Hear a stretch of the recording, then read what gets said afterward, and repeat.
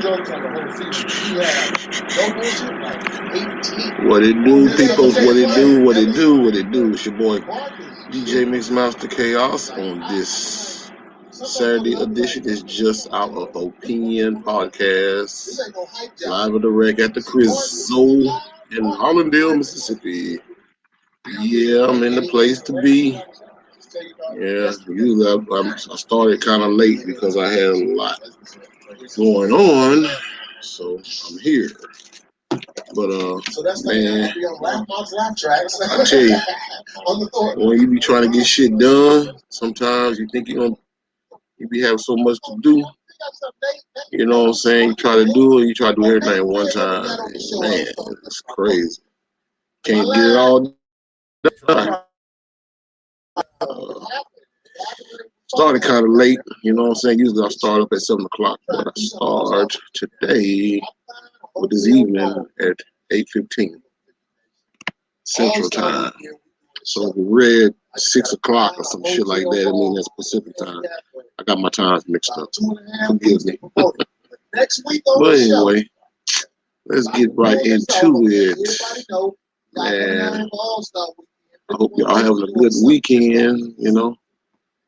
For me, it's good to be at home in Hollandale, Mississippi.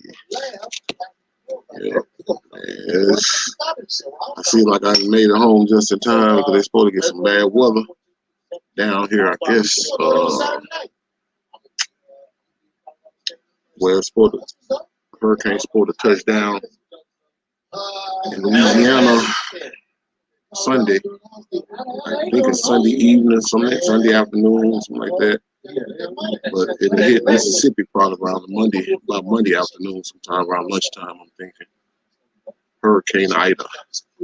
Are y'all ready for it? It's funny that hurricane is taking the same path that Hurricane Katrina took back in 2006, 2005. I'm tripping. 2005. I need my drink. Where my drink at? Yeah, I'm on a little beer tonight. Well, I can drink now because I'm not on the road. But yeah, this hurricane is traveling the same goddamn direction Hurricane Katrina was traveling in 2005. Y'all can remember Hurricane Katrina? It did some hell of a damage down in New Orleans and Gulfport, but mainly in New Orleans. And, killed up a lot of people. I worked down that way with the FEMA folks back in the days of 2005. Around that time, when I was down there helping them with the people down there in Louisiana, my son was born. Shout out to little Maurice. You know what I'm saying? He was born on the 28th of September.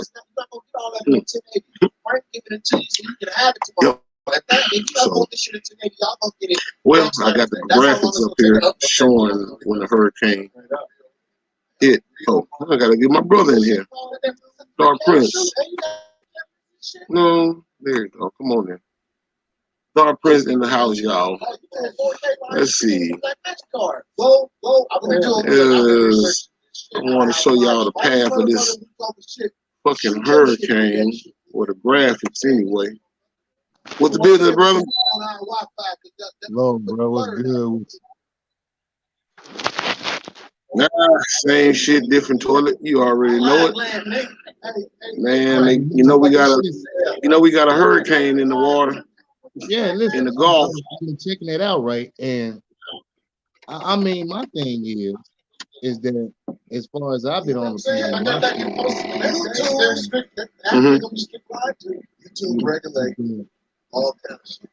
when have you known a hurricane come so far inland?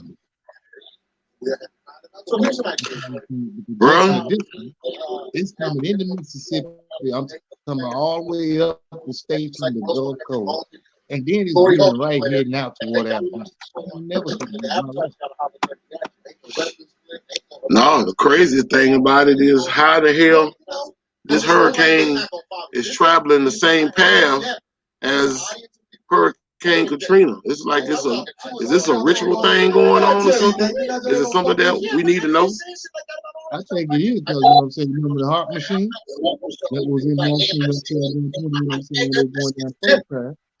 So to create someone that's strong, so that's why they started having these. I'm thinking they just, you know what I'm saying, got the heat out what they had working on the first round. I mean, if it can travel this far in, and my whole thing is take a right and veer off somewhere. I mean, the thing about land itself supposed to slow down the wind in the hurricane because it takes some acceleration out of it. This is, you know, naturally is not even possible for what's going on supposed to be happening in the next 28, 48 hours. And then it's funny though, bro. They got it. They showing you a path, like a flight path. You know, like most people don't know about like aircraft. They don't know airplanes have to take a certain flight path to get from one destination to another because of so much flight traffic. So with that being said, it's like they have to follow a certain path to get from point A to point B. So that way, and they have to be a certain amount of miles from each other, so that way they won't crash into each other. That's why the air traffic control basically that's why they got these high-tech computers to keep them monitored on the planes. You know what I'm saying? Make sure that they don't run into each other, and they run a straight path. They run a path going into their destinations. You know, it ain't like they just take off and they just go where they gotta go. They gotta get to that path and then hit straight down that path to get to their destination. This hurricane is basically on a path, and it's like these motherfuckers can literally steer this motherfucker out of the water into the land and zooming on up towards the northeast. And it's been doing it. They've been doing that shit for ages.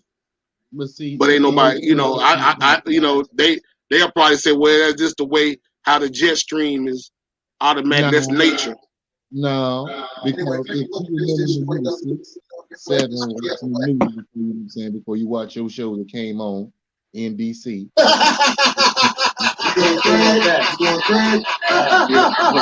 Hold on, bro. I got this. That's deep.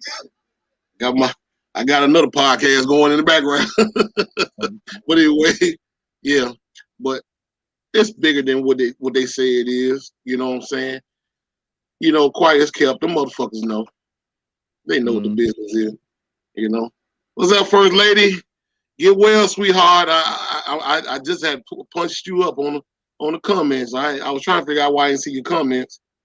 You know what I'm saying? First Lady not feeling too well, y'all. So y'all give her spiritual praises.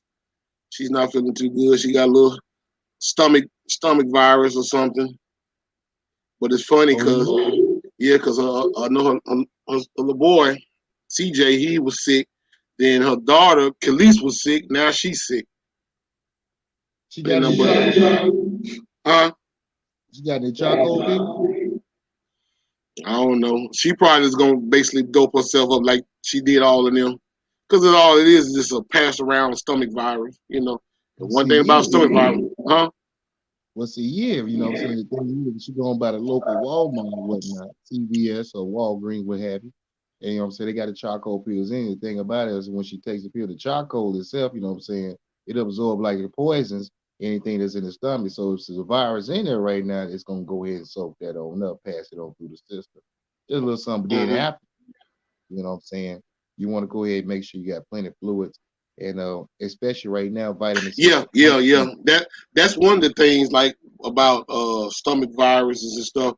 It can drain you out because the fluid sucks it up.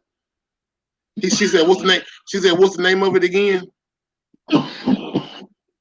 Charcoal. Get it out, bro. Get it out. You hitting that good. You had to get that. Yeah, that way. Hell yeah. Anyway. She said, "What's the name of it again?" It's charcoal pills. Charcoal pills. It's the same thing. Like, say, for instance, if you, know what I'm saying, your little one drinks some poison, something like that, you rush them to the emergency room. First thing they're gonna do, they're gonna put charcoal in, so it soaks up the poison. So basically, it's the same thing that'll do with the virus down that way. Oh, so they got this. You They know what I'm have that saying? stuff. They sell that up in the store. They sell it up You can get it, in the stores. you can Oh, get it at okay. Walgreens, you know what I'm saying? You get a CVS pharmacy. You can definitely get it at Walmart. I just know those three right there usually carry the medications, you know what I'm saying? Well, the Yep. last of the ones are the people that carry the medication. They ain't got the condoms and the drugstores on the corner like they used to back in the day. But Hmm. after the fact, you know what I'm saying, make sure you get like some 100% juices, apple juice, grape juice, whatever it is, you know what I'm saying? Your flavors, whatever your flavor is, just make sure it's 100% juice because what that's going to do is help boost the immune system after, you know what I'm saying, the charcoal is taking its place. That way, you know what I'm saying, common colds from what everybody getting is so-called COVID and variant, as they like to say right now, as they continue to change the name to continue to scare the hell out of people. But other than that, you know what I'm saying, as long as you keep Yeah. your Speak. immune Yeah. system, I was gonna say. Speaking of that, the topic tonight. Damn, I hate flies. Trying to kill this goddamn flies. One thing I didn't have to worry about when I was in my truck. Motherfucking fly, country ass southern flies. But hold on, I gotta do some country ass shit. This is a ghetto show. Fuck that. We do ghetto shit on this motherfucker. Hold on.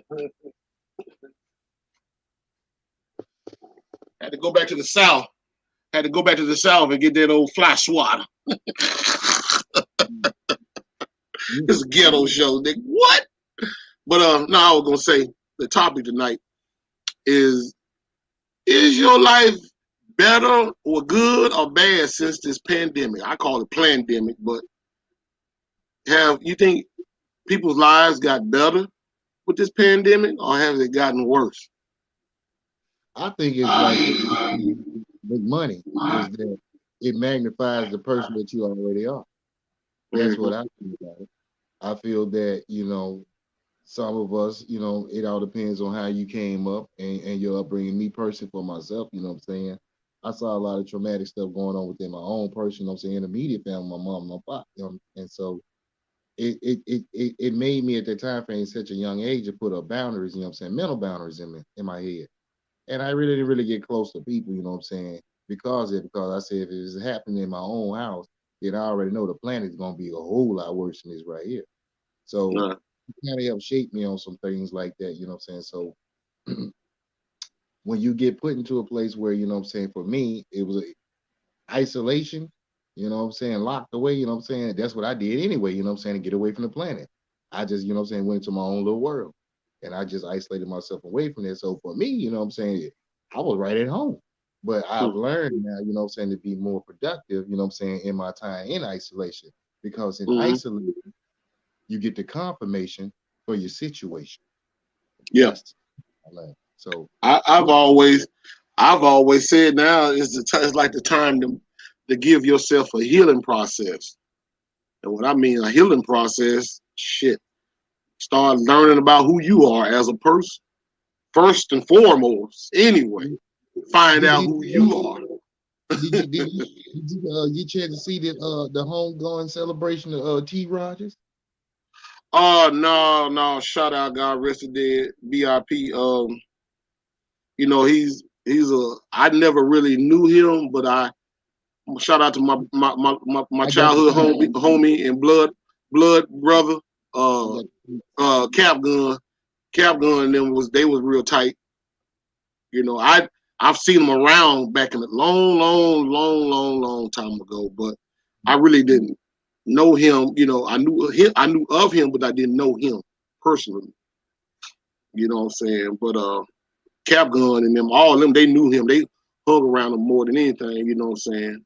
But Well, I can't I say when I I didn't. seen, when I seen that he had passed, I was like, man, that's crazy. But he was a good dude. He was a pretty good dude. He was. I know he was. You seen him in the documentary and stuff. Yeah, yeah. Mm-hmm. And Yeah.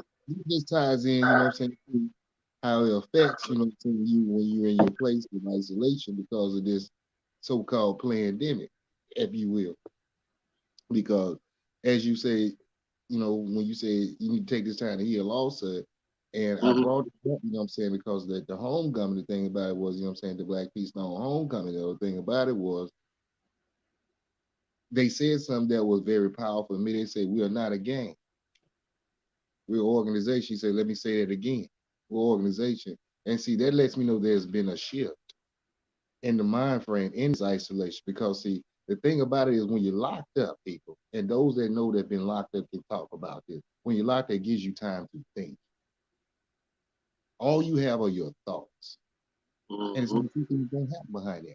Either you're gonna get destructive and be the worst thing that's in isolation, or you're gonna be one of those brothers, you know what I'm saying? Like when I get out of here, I'm gonna have a plan. And the thing about that plan don't all encompasses just me and my family. It encompasses my people and how it affects them. That's when you know you ain't got out of there and had some time to think. That's when Yeah. time serves you and you don't serve time. So let time serve you, people, and use it with, acquiring knowledge and better yourself. Yeah. Well, see, one thing about the Black Pea Stone, you know, I told you Ricardo was running with the Stone before he passed, and It's crazy though, bro, they because he never considered himself a game banger either. You know what I'm saying? And the way he portrayed it was, what I'm saying, it was just what it was out of Chicago. Because all those gangs in Chicago wasn't really considered as gangs back in. I mean, gangs period. no, Black look, gangs period wasn't considered as from gangs. West Coast to East You Coast, know. bro. From West Coast to East Coast, because see, I put the Panther on my arm when I got in the Navy because of that. Because I wanted to know what was our strength. Where did we first start Mm-hmm. saying we can take a stand for things? And when I found out about the Panther, that was, my second tat I put. My first was, my aunt, she passed in 2004. Mm-hmm. So that was the first official tattoo that I ever had in my life. But the one I wanted on my on my right arm, you know what I'm Mm-hmm. saying? I wanted something that was gonna be powerful. And my thing when I walked in the shop, I saw the panther. I got to have it. Because the thing about it, it shows our strength as a people. Because it was my first time now understanding subconsciously I was starting on my path of knowledge of self. Mm-hmm. And so the Well, first thing, what I'm saying, where we have a place where we were legit and recognized as a threat instead of looked at as renegades, and in throwaways as they look at, the streets now. But at the Panthers, they looked at it as a threat because they were legit. This is the only mm-hmm. time people that I've come to find out that a group of our people in this country stormed the U.S. Capitol with artillery on them, Mm-hmm. and nobody went to check. That made a powerful statement to me in my mind. So that's exactly why I had to get that tat on. So in learning all of that, you know what I'm saying, and getting back to, this bones is all about a unity thing because see, all the unity is for so-called gangs, and I use that term loosely is when I say gangs, they were to protect our people against the brutality of the white policemen riding through the neighborhood. So once Reagan numbers came in and he got a chance to throw in, his science and they turned cocaine into crack, they thought, well, maybe we can destroy them utterly with that. But we are an unrenewable type of people. Mm-hmm. We started to flip the game because now instead of just serving our people, they thought were going to happen. Guess what? The people that's coming down from the hills up north in California, Senator Sons and, representatives always on TV, they're coming down to get served now. Well, now we can't have that. Hmm. Yeah. Oh, that's what I was gonna tell you, bro.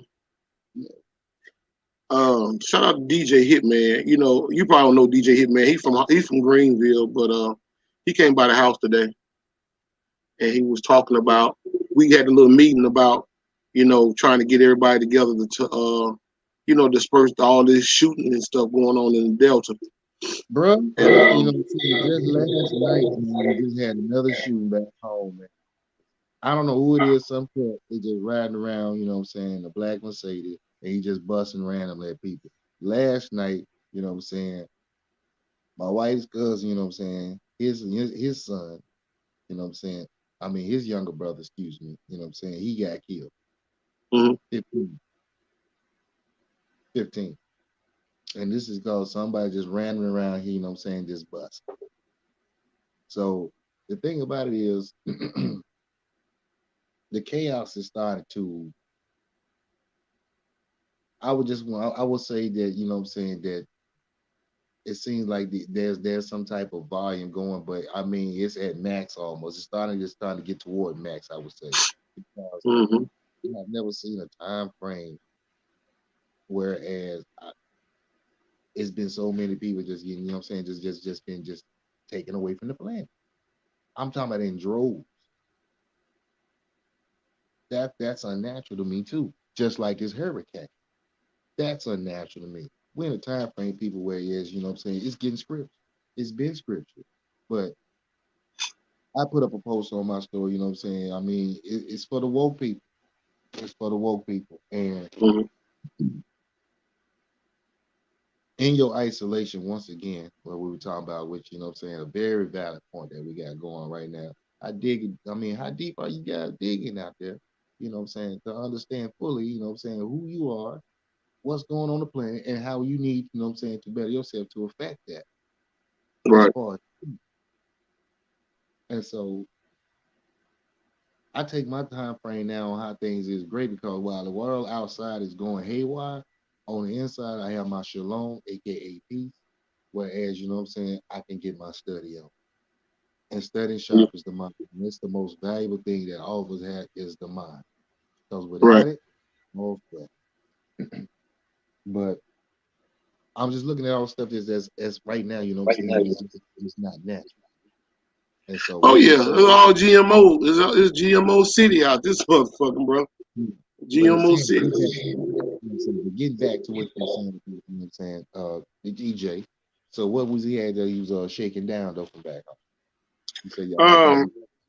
Well, basically, he had wrote out the little paper memo, the thing I shared back here. I don't, we talked. Did we? Was you on here when I talked about it the last time? Yeah.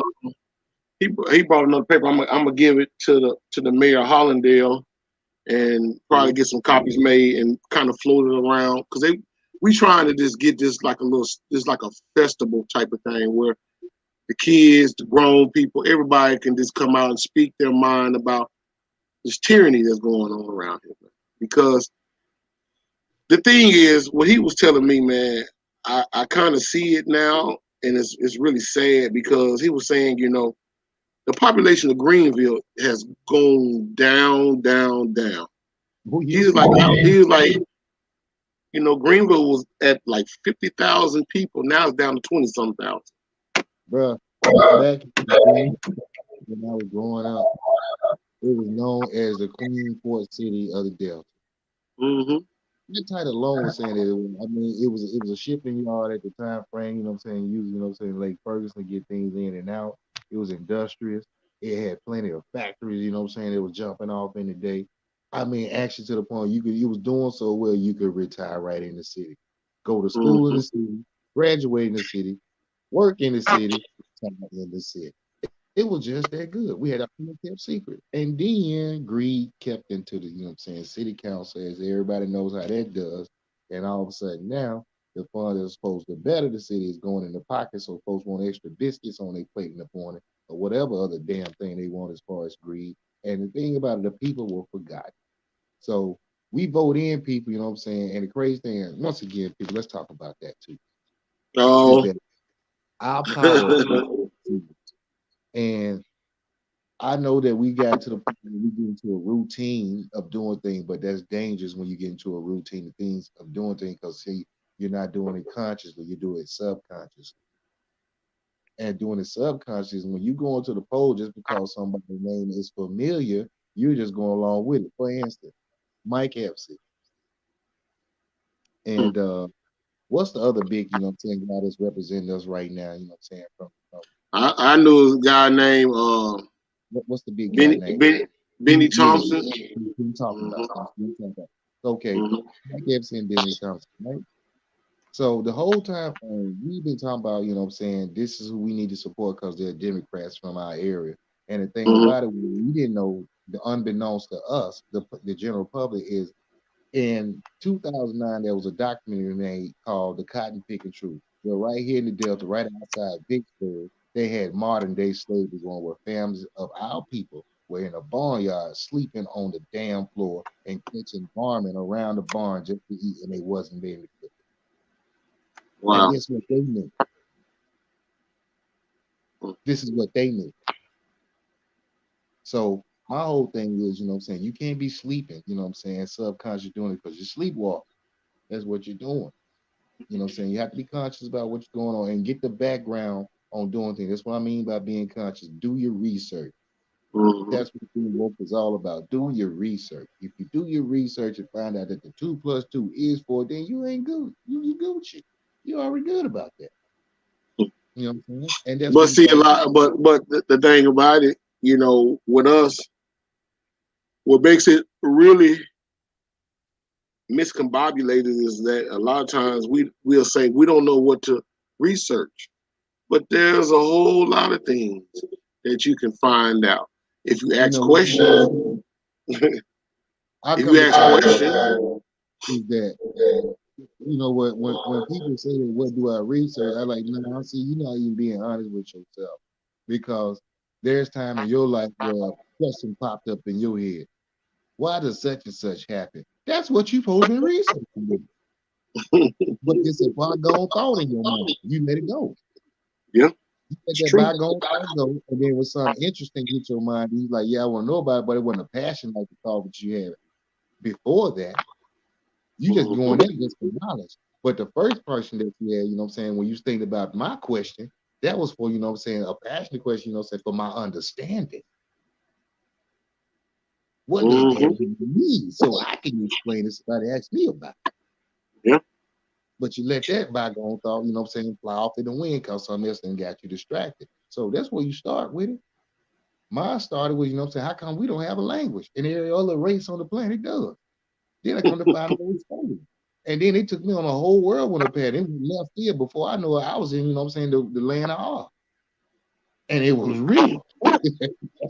yeah, yeah, But anyway, yeah, so like you saying, my thing was I said, you know what, just to make it, you know what I'm saying, legit, I'm a so-called put the book aside, just go off historical facts.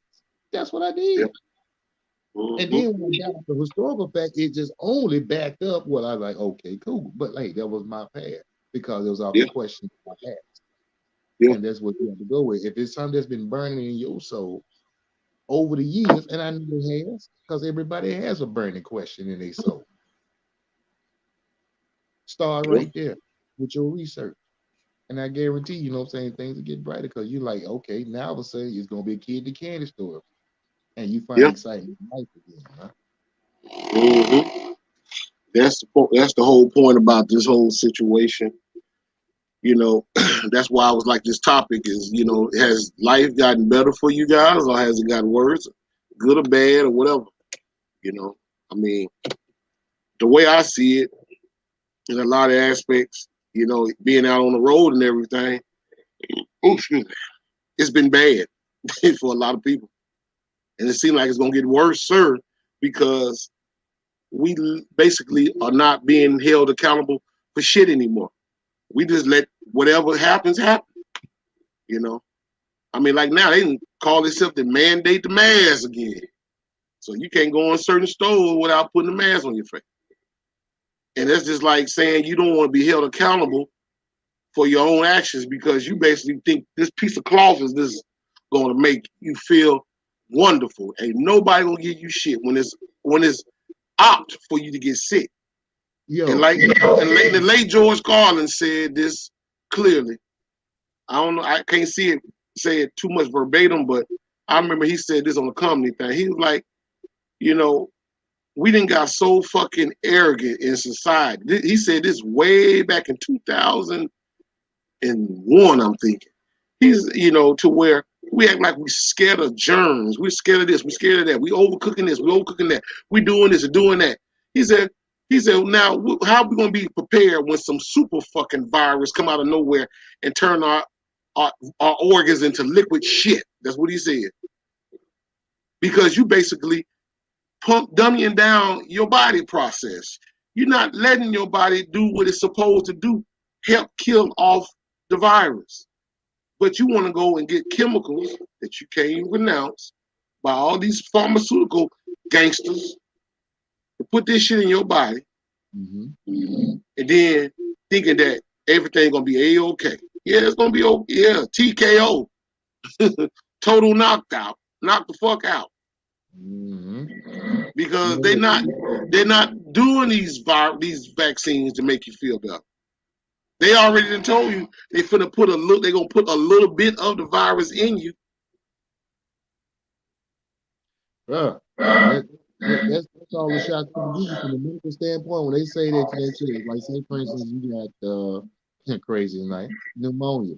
The thing about when you go get, you know what I'm saying, a shot for that, all they give you is a weakened strand of that. Because what it does is when it gets inside your body, the white blood cells in your body, they have to adapt to that.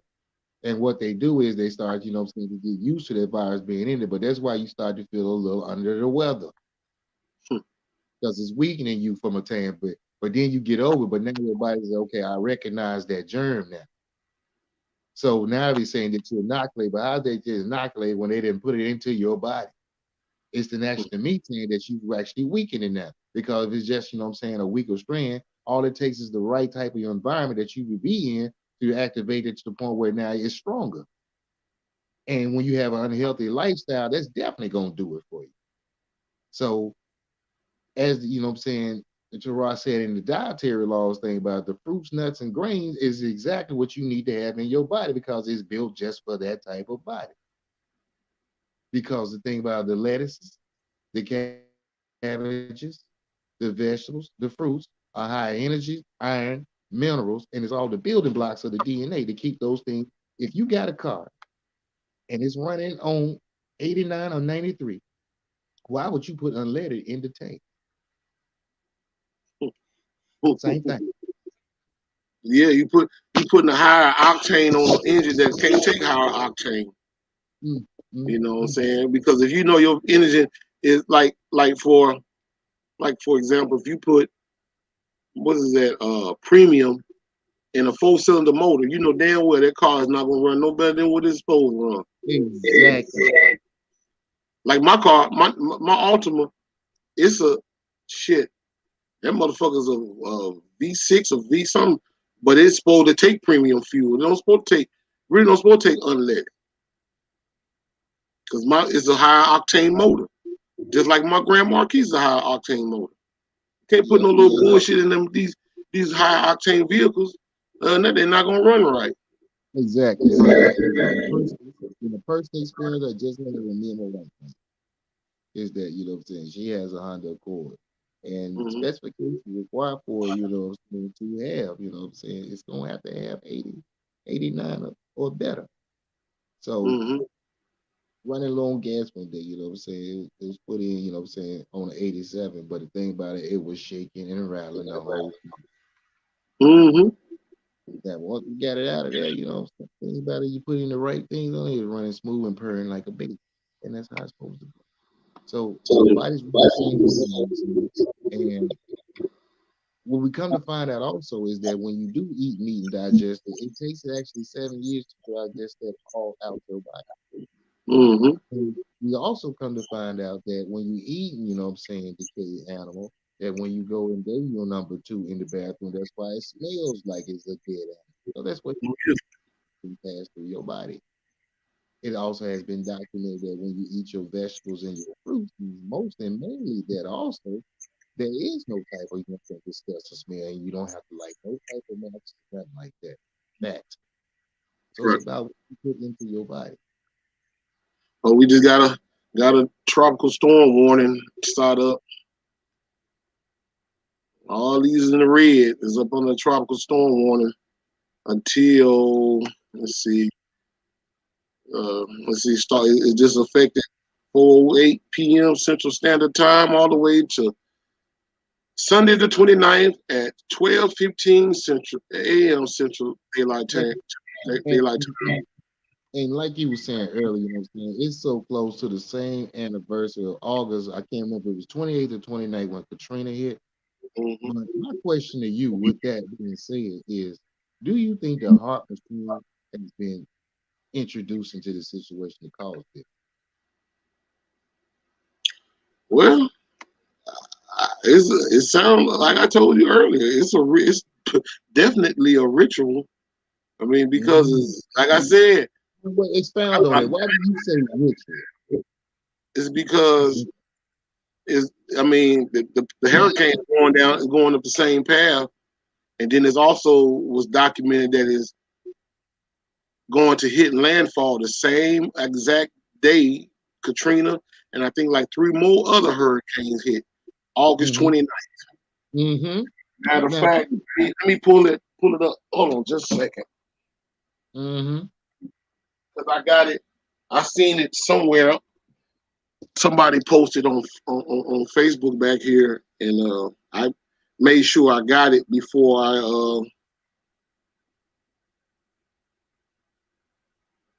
I got a strong feeling that we're gonna hit the before same before they thing. before they started to take it off the internet. But I'm finna I don't know, send, but for I'm finna some send it reason, I'm finna send it I over got a to strong my feeling. I'm finna send it over so I can put it up on the screen. Yeah, please do that. But bro, I got a strong feeling, man. Just like when I was talking about the Mariah situation, they gonna pull this off the same day. I got a feeling. We'll see what happens. Let's see. Yeah, they say. Yep. I'm finna let me go to my page and pull it up right quick. And showed up. I'm showing up. I'm gonna put it on here. And This, my thing I'm is, like, wow. I'm like, this is crazy. This is yeah. crazy as fuck. I mean, and not only are they gonna hit Louisiana again, but I'm looking at the trajectory of the storm, and it's going up the entire state of Mississippi too, and Oh then yeah, running up to the roof. yeah. We're gonna get some. We're gonna get some damn. It's gonna get some heavy. We're gonna get some heavy rain and hurricane, heavy winds and power outages. It's gonna be all kind of little goofy My whole shit. thing is that from the hurricane on a natural standpoint, by the time it gets past Biloxi and gets towards the central part of Mississippi, which is Jackson, you know what I'm Mm-hmm. saying? It should be just, you know what I'm saying, just a little couple of high winds, you know what I'm saying, and definitely, you know what I'm saying, some rain coming through there. But that's about it. But I'm looking at this thing, it's coming up on the entire state, bro. It don't make no sense, bro. It ain't natural. And then Well, it makes a turn. according to them, that's something that's natural. Yeah. Just According like to wearing them. masks and stuff is natural, right? Oh yeah. Oh, that's new. They consider that's the new normal now. Exactly. I hate the 21st century, bro. I hate it with a passion. You It's know what I'm designed. saying? It's designed for us, our generations, to hate it anyway. It But was never see, designed for us. It was never designed for us to love it because we was the one thinking that things were going to change when it got to the 21st century. I knew it was gonna be a change, but not what they, you know what I'm saying? It's going exactly what I thought was gonna happen. So like I said, I was reading the scripts, and from what they were saying was it was gonna get to a point where, you know what I'm saying, Aleister Crowley, the guy of the 20th century, they call himself, you know what I'm saying, the beast, Mr. 666.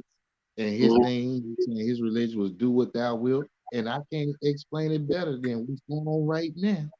Is everybody is doing what they do. Right. So in that being standpoint, I'm like, well, people, yeah, do your research, man. Do your research. Yeah, I'm finna. Matter of fact, I guess I can pull it up right here.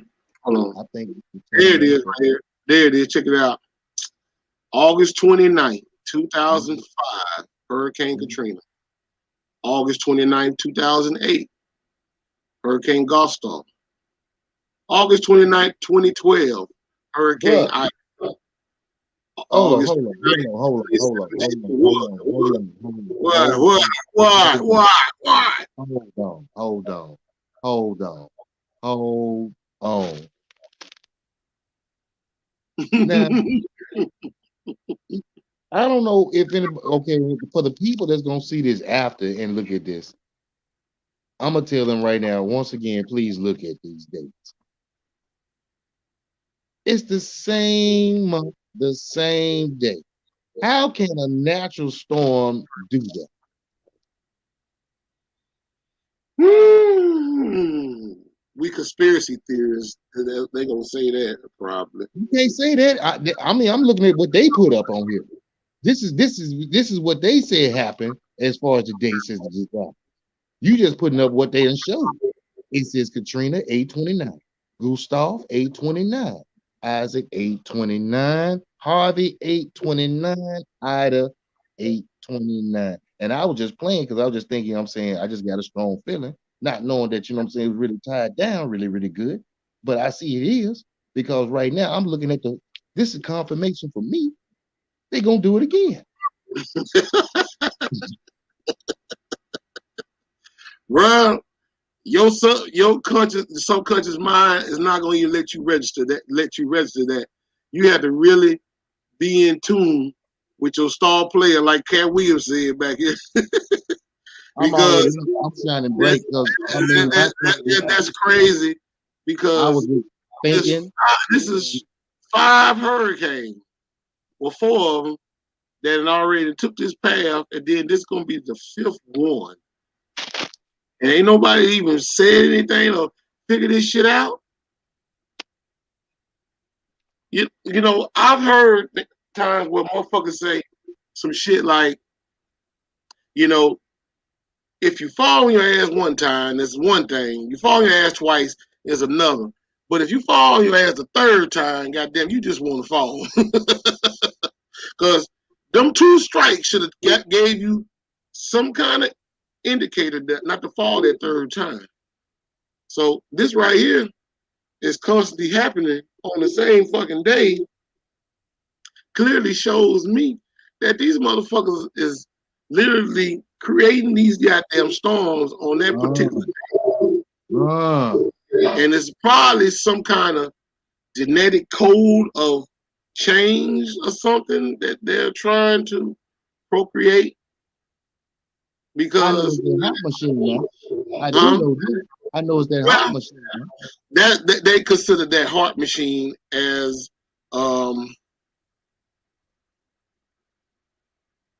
some kind of weather experiment. It's nothing. Yeah, it pretty well, I see. Nothing. I'm trying to be serious, brother. Come on. I'm being serious too, brother. But check it out, brother.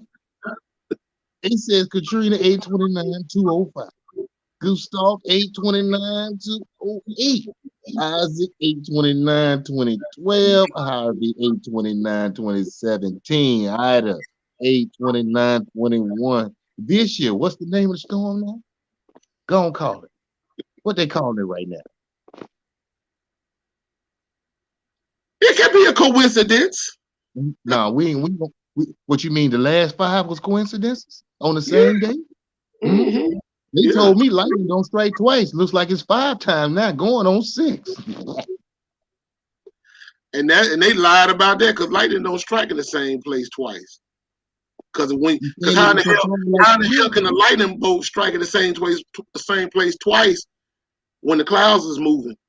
But hey, I see they can now. They can now.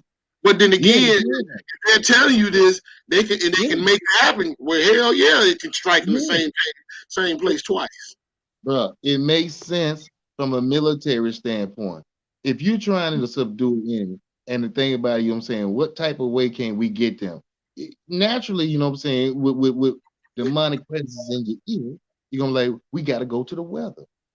They've said, I don't know. I remember the Honorable Minister Louis Farrakhan mentioned something about this some years ago, about where they were saying that they was using weather as a weapon of war. That's the heart machine, people. So why would they want to use weather as a weapon of war? Why the hell would you want to even let me break it down? Get yourself in a condition using weaponize the weather against humanity. What the fuck did humanity do to these people? No, if you remember now, there are a set of stones in Georgia called the Georgia Stone, which all those stones are inscribed in 7 languages, state that they want humanity at 500 million. Right now, we in the billions, close to 6 or 7. Now, with that being said, you say, why would they want to use that? Well, with the 4 seasons that come through yearly, people are now, you know what I'm saying, as far as in the farmlands in all the countries of the world, know when to plant and harvest their crops. Mm-hmm. This makes the livelihood and economy of their country, you know what I'm saying, producing, which gives them money. And in return, when they send it to you, you know what I'm saying, you buy it for it. That's the exchange of Yeah. commerce on the planet. Now, Mm-hmm. if you control a machine, whereas you can stop it from raining over that way, your crops die. Mm-hmm. Now you're at the mercy of a person. Now we telling that we're the ones doing it. Mm-hmm. And our demands are thus, guess what? We've got a weapon now. Or it's a place that, you know what I'm saying, there's not getting no type of rain or activity. But now we just sending rain clouds over and we can flood the place. Wash out, you know what I'm saying, a statue that wasn't built on rainwater because it never got rainwater. So their structure is not strong enough to withhold the flood. It's perfect when it's coming to a mad scientist. And so the thing See, about it, see how Mr. Charlie looking at you? it don't matter about Mr. Charlie. You know I'm telling him what it is. That's Mr. exactly Charlie what's looking at going you on. like you talking real crazy here, Negro. There's no such thing as that. We only Yeah, made that heart. We only made that machine to basically not control the weather, but to measure the rain droplets in the sky, as well as the temperature, the direction of the wind, and how storms are created. oh no, they passed that already. Cause see, we heard that back on the 6 o'clock news. We used the barometer meters and all that. You know what I'm saying? On rainfall and how much it's going to be getting for the day, for the week, for the month, for the year. So they had already surpassed that point. The next thing is what we can do with it. This is what we had with the heart machine. Now, if everybody just go on their little YouTube or what have you, as far as your device, as far as research, go back to 2012, reveal another heart machine, and that's when they made their boo boo, and they got caught using. Now, all they got to do now is cause up some more distraction where they get you to the point right now where, you know, years later, you got to wear a mask. Now, you ain't think about nothing about that happened in the past, and you forgot your history just that quick. And if you don't remember what your history is, you don't know where you're going. So I can just take you for the ride. This is what's happening. Well, here's the catcher on this. Most people would say, God is in control of the weather. So Let's talk about man, that. man, man could never be in control of the weather. Listen, in the scripts, all right, the Messiah was talking to the scribes and Pharisees, and he was telling them in this passage, he said, you can tell the times and the seasons to know when to harvest your crops. This is the time when the moon starts to place in certain phases. They know when to do things. When the buds are starting in early year, as far as a bee that's started in you in spring, that's how they know that it's the new year that starts up. Because it's Mhm. all about the vegetation and farmland and how the rotation of the planet moves. It's all beautiful once you understand it all. But the thing about it, he was saying, you see that and you understand that, yet you don't understand the truth when it's right in front of your face because it's not gift wrapped the way you would like it. This man right here is in control of the weather.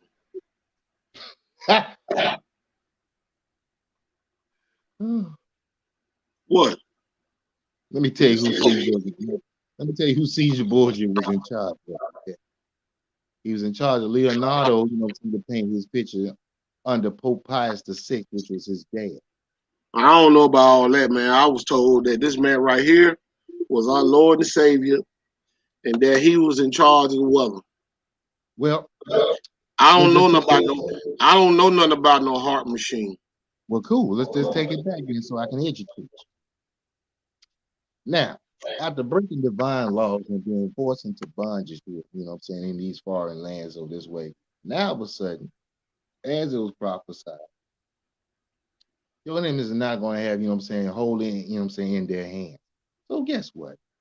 Now, if you do your research and your history during the transatlantic, you know what I'm saying, Middle Passage, they had the Catholic priests in the entire time frame, you know what I'm saying, telling the people now that you're going to be now Christians. And the Christ that we're bringing to you is going to set you free. Now, at this time frame, we're still holding on to our culture, and we're not really paying it no mind at the moment, even though, you know what I'm saying, we're seeing see the telltale signs of our people, you know what I'm saying, okay, you know what? I'd rather jump over. Or we're gonna start a meeting. Or we get to the point where we get here. Whereas the Man, bro, I ain't trying to hear that, man. That's bullshit. You mean well, tell me that my Lord and Savior right there would lead me astray? He helps us, man. Don't you know it? well, He let me ask gave you this his question. blood to us. Let me ask you this question. Come on, man. Since you and I'm gonna say this, Man. you and your people have been calling on Jesus since you've been over here, and all this has been following us up to this day. When has he helped you? He helped me get my job at the fish factory the other day. I told him, I said, man, I'm hurting, Jesus. I need this job. I can tell you this right now. No, Most no, of hold on, man. everything Hold that on, brother. Hold on. Let me explain to you.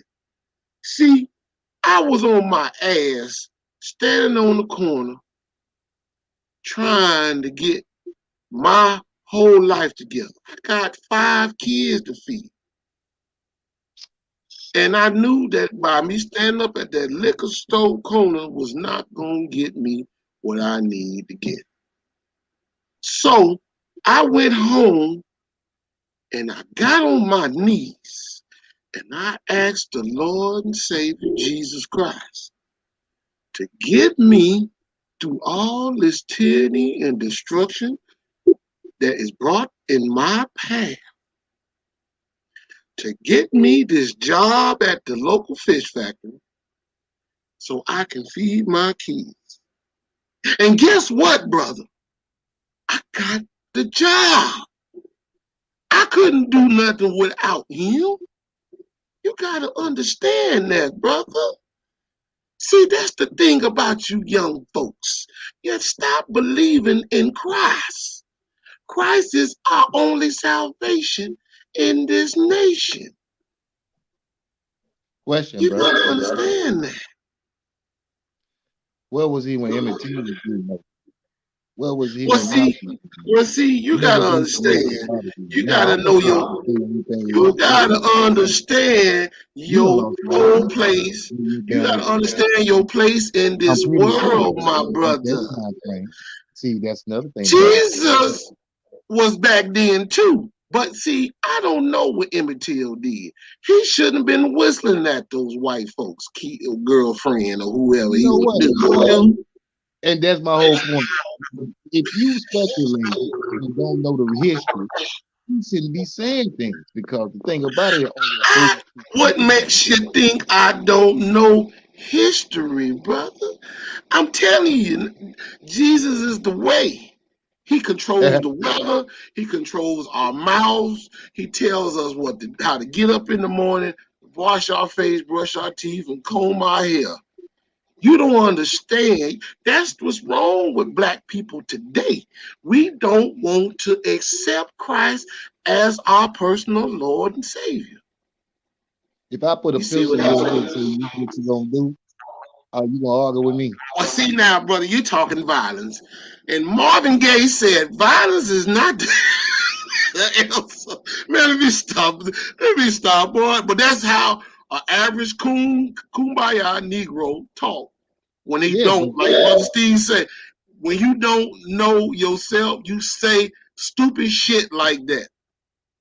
You I make need to. all type of fucking excuses, especially about this piece of shit motherfucker on this picture that I need to get off my screen right now.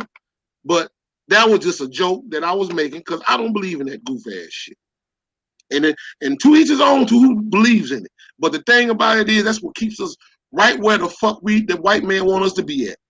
In that fucking tyranny distress of I bullshit. need, Because you don't want to be held accountable for nothing, basically. matter of fact, you know what?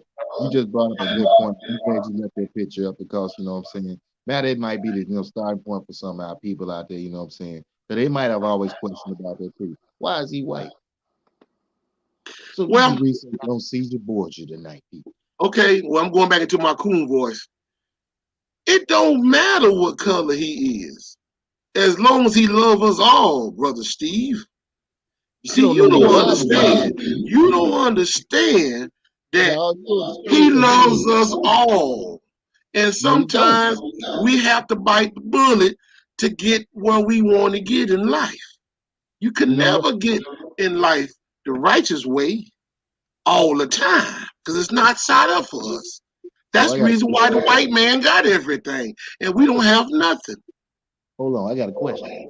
You said you said that he loves everybody. That's not true because it says from scripture. That He said, is true. hold on. Let me get my point. Hear what was said. Man. No, I listened to what you had to say. Give me the table. I need to. Come Well, see, brother, on. I got to say it. This thing about you ain't seeking light. You like darkness and opinionated things that only come to Of mind. course I like darkness. That's the only time I cut my lights off so I go to bed at night. Listen, Boy, I tell you, that's why I said, bro, see, that's why I wish people that talked it like that would come on here because I know they wouldn't last 5 or 10 minutes with none of us, with us, because I think, I think, I think, but you know what? To be honest with you, I would let them talk. I would let them talk. Go and get your point across. Because see, that way when you get your point across and you get through talking, I'm gonna come in and say something. Then when you cut me off, then I'm already know I'm saying that the truth is hurt. The truth hurt, motherfucker. no.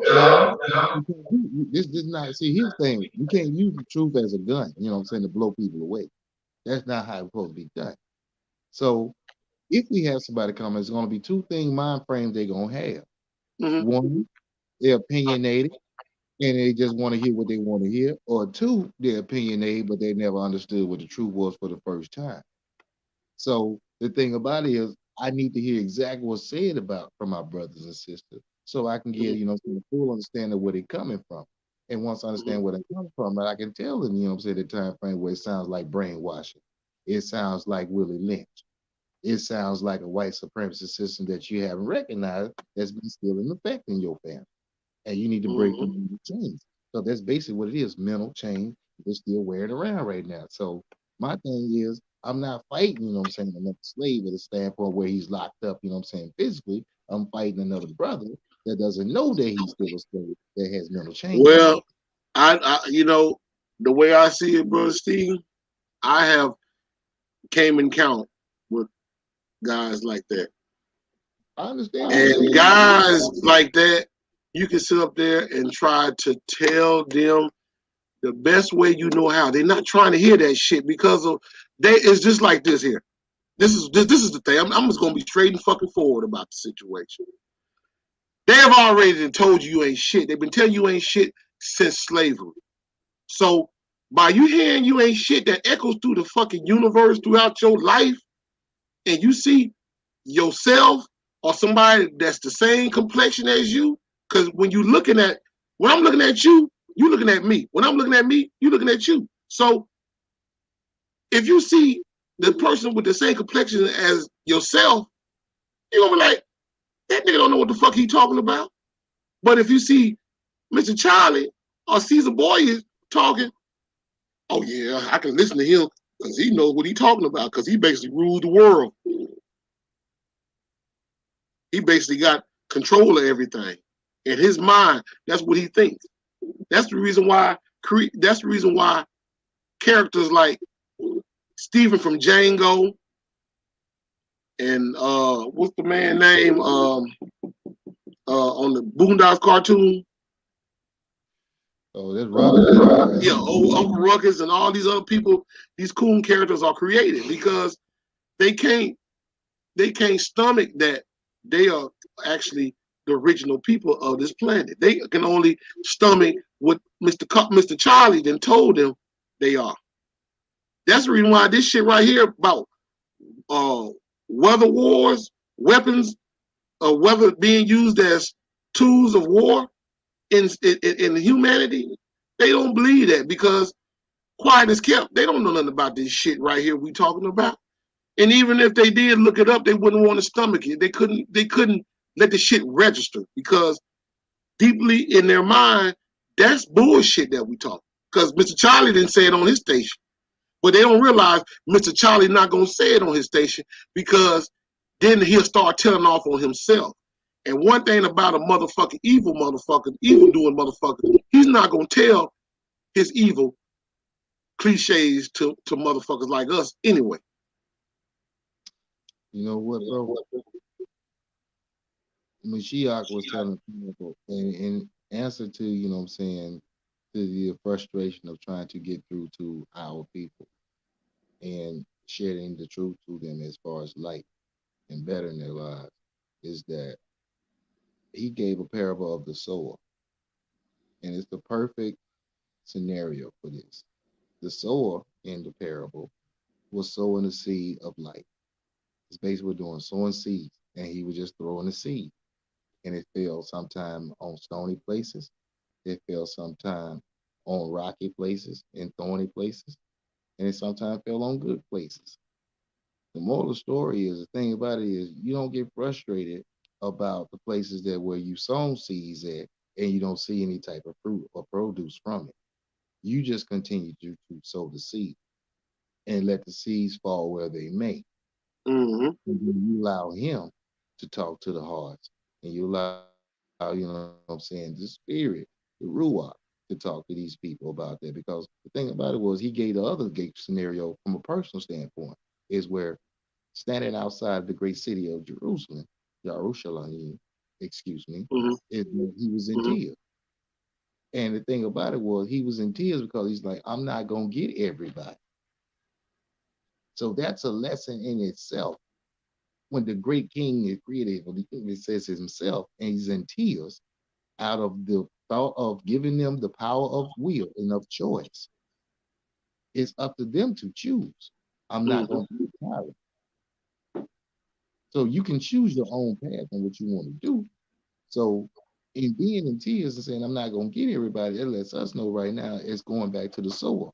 Is that Mm-hmm. you just have to let the seeds fall where they may.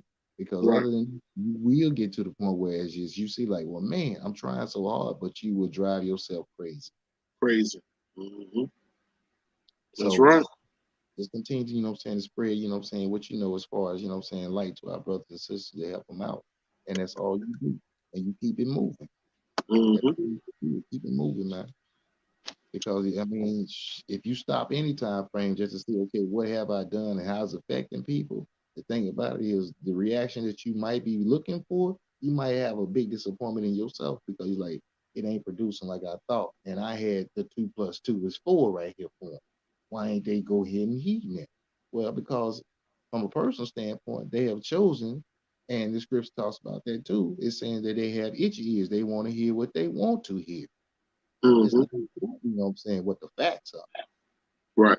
So you have to, just be that soul, and, and just spread and just let wherever it falls, that's where it falls at. Some people gonna get it, some folks not gonna get it. Not gonna But get it. Yeah. you gotta keep moving, bro. Yeah. Well, bro, that's right. I know I wasn't gonna even talk. I wasn't really gonna talk about this, but we're gonna leave this weather fiasco alone. And I wanted to talk to you because me and brother Judah talked about it Wednesday. Hmm. But what did you? What was your take on? Because I really didn't want to talk about this shit, but I got to ask your question about it. But what is your take on the goddamn crate challenge shit that's going on? It's no different than other challenges, we've done over years. From the ice water challenge, you Yeah. know, I Mm-hmm. remember that going on. And then they had folks eating, Tide Pods for a while. It wasn't really most of our people. But the thing that I was looking at, that the trend was people are flirting with death,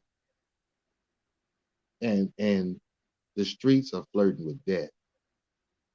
And from a spiritual standpoint, reading scripts, the last horseman, which is death, it seems like that's what's really going down. Because I have never felt a time in this life where people have, like, say they're nonchalant about dying. They're nonchalant about, putting their lives on the line over, trivial, small, foolish things. I'm seeing people climbing up these damn crates, people, and folks kicking them. I'm seeing one woman that's also has lost her life behind this climbing up. Yeah, as a woman, yeah, a woman. When I was in Dallas, it was told that lost her life, Yeah, and it's heartbreaking. You know, I mean, the fact that we have gotten just that bored with ourselves as human beings that we literally will climb some goddamn crates. You know what I'm saying? Just because we seen our cousins or brothers or sisters, hell, even our mothers doing this challenge. And then we sit up there and wonder why we fucked up, hurting all this shit. Because see, to me, that's the new norm now, where you can basically be ridiculed for trying to do something that you think is right when it's really wrong. You know what I'm saying? Because it's like you climbing up those crates, trying to get to the top, and then get back down. It's a challenge because within itself, because it's basically trying to say that it's like a spiritual atom, like you trying to get to the top of the food chain in your righteous path of life, and you basically can't make it to the top, and then you got all these people in your way watching you and hoping you fall so that way they can have something to laugh about. the brother. Because they've been laughing their ass off about motherfuckers falling and busting their ass and getting hurt. And then I've seen one brother, he was up there climbing up the goddamn crates and got to damn near to the top. And a young man came up there and kicked him the fuck down and made him fall straight on his ass. And Mm-hmm. everybody was with the cell phones laughing and giggling. Big scenario thing that we see as far as from a life type of metaphor from it. But from a, the challenge itself physically is foolish. And I don't understand, from a standpoint, but the thing about it is if your mind is so far gone, is that, and here's my thing. You got people, doing this great challenge, and hell, most of them ain't got no damn life insurance. I was saying that. That's what I said. I said that on the podcast, on the rant Wednesday. I said that too. And I said, not to mention, goddamn, they already saying these hospitals supposed to be overstocked, overpacked with people. I said, overstocked like there's some goddamn, like there's some food, but overpacked with people. You know what I'm saying? And then you gonna you gonna make matters worse by joining in on some sucker shit that you know you didn't have to do. And see, that's what I think about it right now. I'm saying, the elders used to say all the time, Frank, if somebody go jump off the bridge, you gonna do it again? Because everybody at that time, common sense is gone, people. Oh yeah, it's been gone. It's been gone. It's been gone. Because I mean, it didn't got so fucked up to where I was watching the Breakfast Club late last night. I don't know if did you see hear about Lil Boosie being on the Breakfast Club? I have to say, when you start Well, now, Lil Boosie basically was talking about the situation with Lil Nas X, and he was just basically saying, a lot of people, straight people, don't want to see that shit. You know what I'm saying? That old homosexual shit that's going on in society. And Charlemagne basically was trying, him and that the help of Angela Yee was trying to go in on this brother. Like he's saying something bad, you know what I'm saying, because he didn't want to go along with the agenda. But a lot of people don't understand the Breakfast Club is basically a so-called urban station that basically funded, owned, and operated by the Jewish community.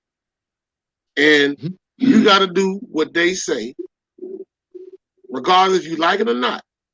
Because they had motherfucking Hillary Clinton on there talking about she had hot sauce in her purse.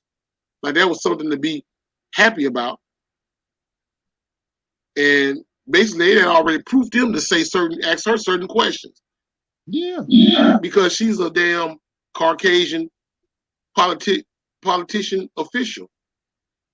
Lil Boosie is just a black hip hop rapper, and they just basically try to take him through the ringer because he didn't want to go along with this goofy ass fruit booty agenda that they got floating around this motherfucker. But like I say, I'm not a fan of the Breakfast Club or none of these goddamn highly indulged urban stations that is created and owned and operated by these people, because I already know that it's a certain ceiling of ignorance that they will let be brought to the table. And there's always something dealing with us, not dealing with them. Because Lil Boosie didn't say nothing wrong. He basically said what I would have said.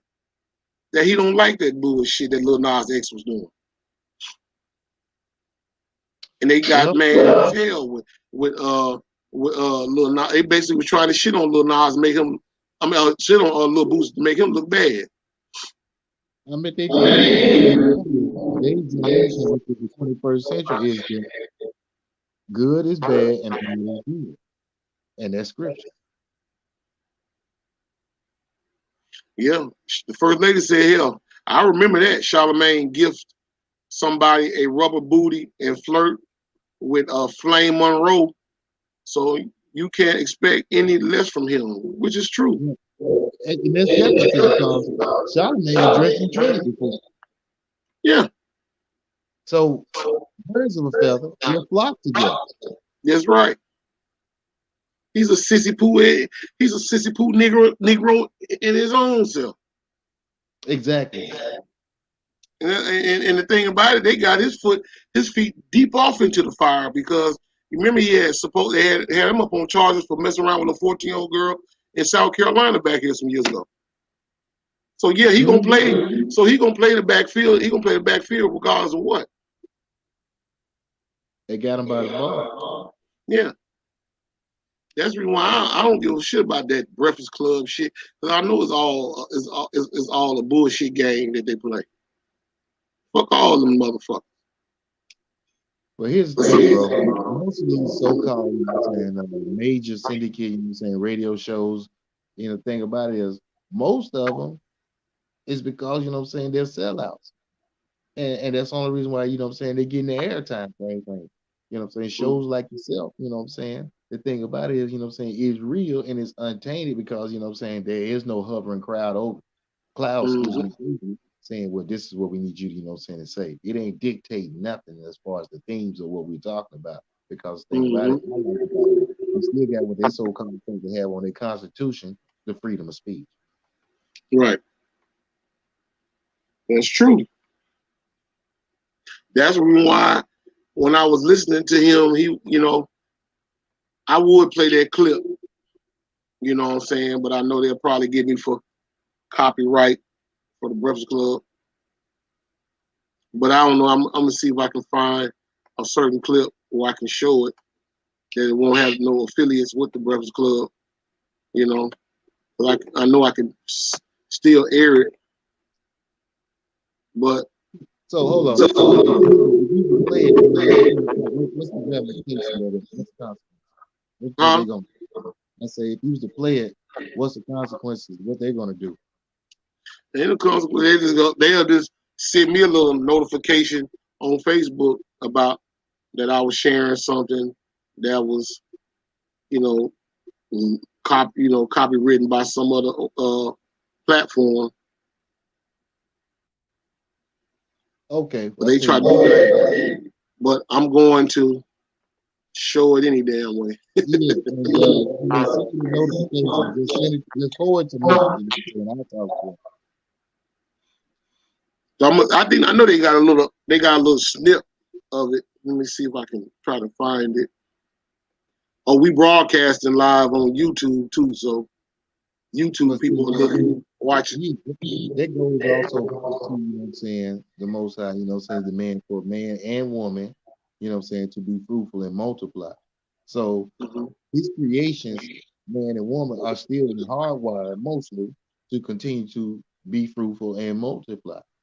But when you have society starting to try to brainwash, if you will, everybody to say that now we're gonna do things the opposite of that, then that's what society will push because it's in Mm-hmm. opposition to the divine law.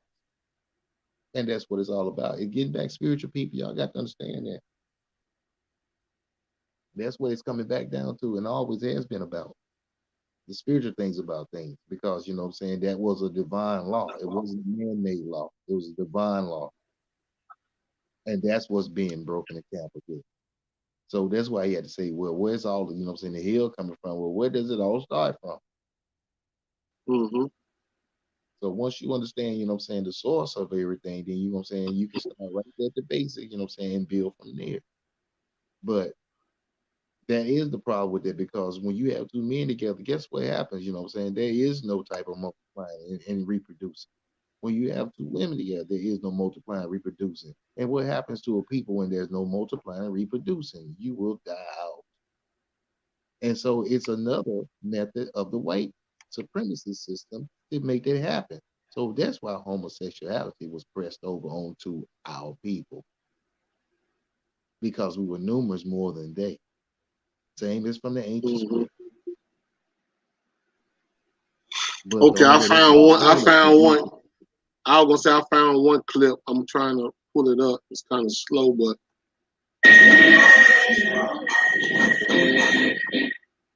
kind of slow. Um,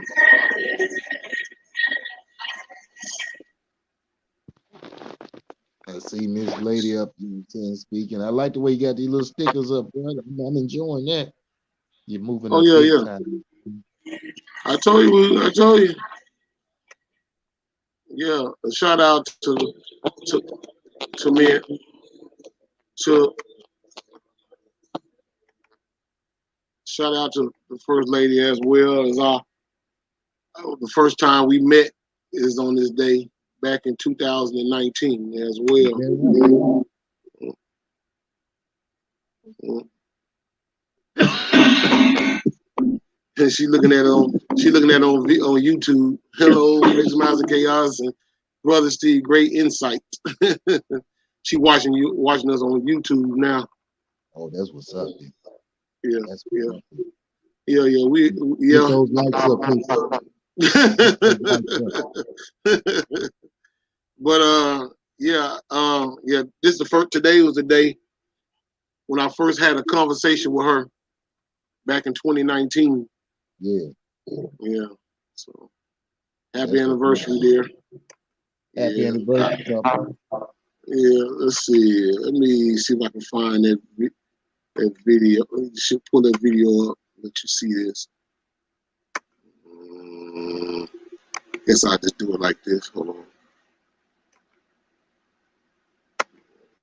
Let's see what I can do. Now, yeah, I'm still trying to learn this program, man. This program is legit though. Oh man, I'm so far from what you be able to do with it, you know what I'm saying? You just keep playing with it. Oh yeah, I'm gonna get it. We're gonna get it together. Hold on. Got it. Hold on, just a second. There you go. Can you see Boosie face now? Yeah, I see it. Okay, here we go. Boosie, you're right. You're entitled to your opinion. The only thing I disagree with is the fact that you say Lil Nas X is a super negative influence on the kids. And you said something earlier. You talked about, when you came home, a lot of your fans was in jail or dead. So when you say things like, you want to beat up Lil Nas X, you could possibly be encouraging violence against gay people, man. So that's what I would tell you to watch. Yeah, I wouldn't encourage because they are 4 times more likely. But that's what I'm saying. So don't even. I just told you, like, gay people not after me in the real world. Like, like, this is just social media. The world did this. Gay people don't in the real world, they even have gay people at my concerts, like bro, like in the real world, people respect me for, standing up, and they're gonna take me a long way in life. I'm regardless if ain't nobody other rappers spoke about it, like But I'm saying that singles me out. You could be encouraging violence against gay people. He even said, I'm not I never said. I know. You said you wanted to beat him up. No, for going up there and you know, he wanted to get naked. And if I was there at the awards on the front row and he got naked right there, I would drag him. I don't think anybody should get naked at an award show. If a straight person got on the stage naked, you would do the same thing. A straight person. If he wasn't gay, you saying a straight person got on stage, you would. Yeah, right. If he got naked, I would f him up. You know. So it's not about being gay. Don't get naked on an award stage. You don't get naked on with children. You want your children to see pussy? Come on, bro. So you feel like that about the women who go up there and do that too? Then they still trying to get yeah. Or who do get naked, dance sexually, do sexual stuff on stage. You ain't finna turn this around on those strippers. You gonna have all the strippers, man. I need my strippers. I'm already trying to bend. You know I need my strippers. No down talk on the strippers. What about even saying like you would beat his ass? So, and I saw Lil Nas X responded to that. You think that's too far? Nah, because I just be feeling like sometimes they gotta speak up because you know, as far as straight people in the world, you don't have an opinion on homosexuality. Everything is harm. If you say anything, I'm straight, I like women, it's vulgar to. I don't know that's vulgar. True. Yes. You can't brag on. I think smashing that ain't on true. Your sexuality. I don't think anybody It's ran by. Uzi rappers been talking about fucking women forever in videos and they songs. That ain't changed. I know it's a different day now. You can't just like the baby, like bro, like you know, like how many times you been on set? All y'all DJs, and you heard somebody say, "If you ain't got AIDS, make noise," in the whole club. Oh no, you're right. That's true. That's true. But it's a different time. No, it's a different time, and because he's one of the biggest. You know, so they try to make examples out of people, you know, so the next person who blow like this, you gonna go with this. And I feel, you know, they're attacking our children.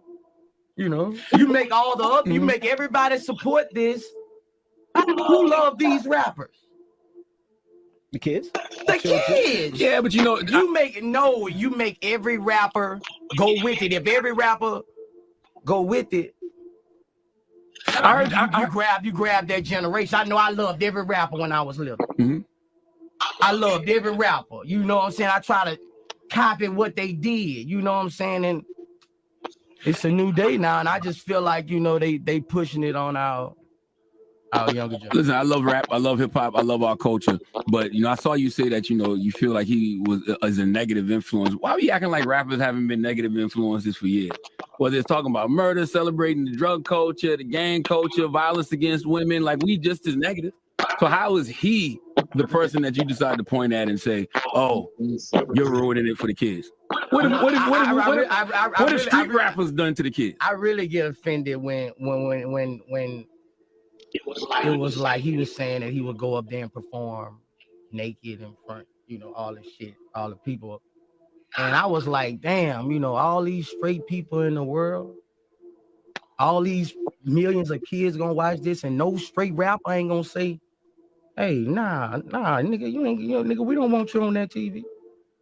Nobody's not gonna, you know. Hey, I don't understand that logic, Boosie. I saw you say that people be trying to be straight. How do you try to be straight? If you're straight, you ain't gotta try to be. I don't care. Run it back again. On the video, you said people trying to be straight. You said Lil Nas will dance in front of the men, and this, you know, these little boys trying to be straight. I'm like, how you try to be straight? No, I'm just saying, as far as if you got your kids watching TV, would you want, if you trying to straight raise strong young black men, would you be cool with your kids sitting there watching it? Strong black men. Would you be cool with sitting there? If you trying to raise that, and would you be cool and sitting there watching Nas X go up there and take his clothes off? What age we talking about? You're part of the problem. What age we talking about? Because I don't want my kids looking at anything sexual at a certain age. Yeah, at a certain age. But once they get to a certain age, nothing wrong with that. Man, girl. Guys, when they get to a certain age, it could be 2 or 3. It could be 5 or 6, 7 or 8. Man, this fool is, you know what I'm saying? You know, bro. There's nothing. I have got to the top of the mountain on this shit, and it just goes to show you how far-fetched that niggas would do anything for a fucking Scooby snack in this goddamn society. Because Charlemagne's motherfucking ass know what the fuck Lil Boosie's talking about. But like I told you earlier, when your motherfucking ass is in that damn playing ball with these goddamn people, you cannot cross that goddamn path and try to act like everything is A.O. motherfucking K talking against the machine. Because if you talk against the machine, you already know what's going to happen. Yeah, okay. But I know, I mean, but see, that's the thing right here. We got to get away from this scared to talk shit. Because Lil Boosie he made some 1,000% good points. Yeah, but you know what? While I'm listening to him, I can tell that he's aware that the machine is listening and watching every movie made. They puppets that they had on there, which is the Breakfast Club panel. You know what I'm saying? They making sure, you know what I'm saying? They pressure him to make sure you watch what you say and say it the right way. And the thing about I'm looking at the point is, you know what I'm saying, that I'd rather, as far as music, don't sign with nobody major. Just stay underground. Yeah. Well, see, I'm going to say this little chant again about the industry.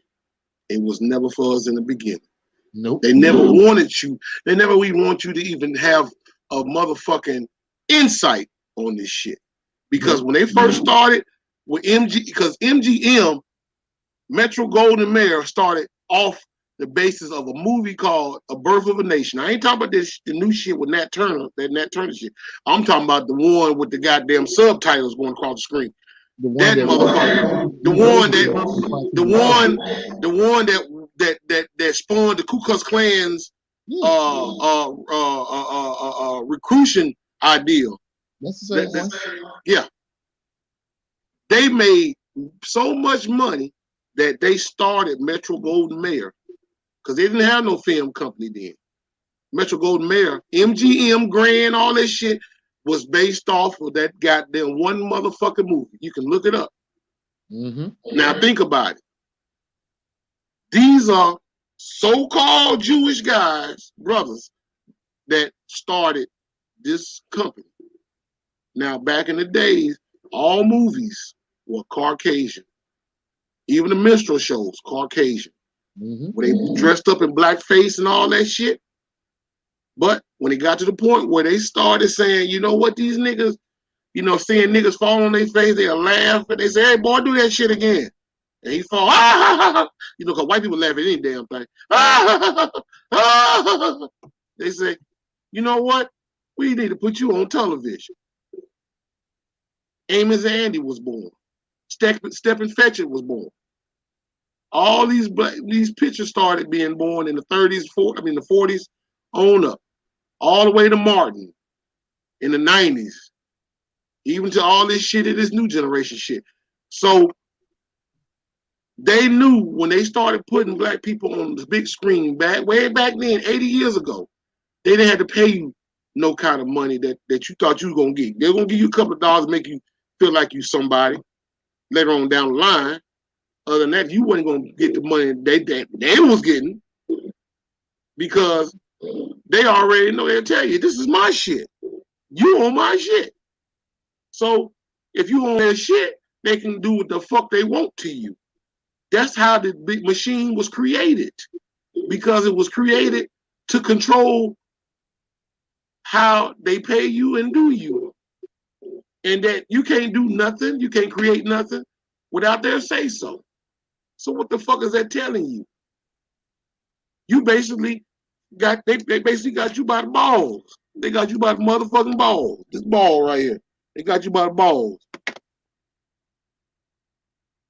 Communism doesn't work because people. Well, we got a Gloria Miller from YouTube says communism doesn't work because people like to own stuff.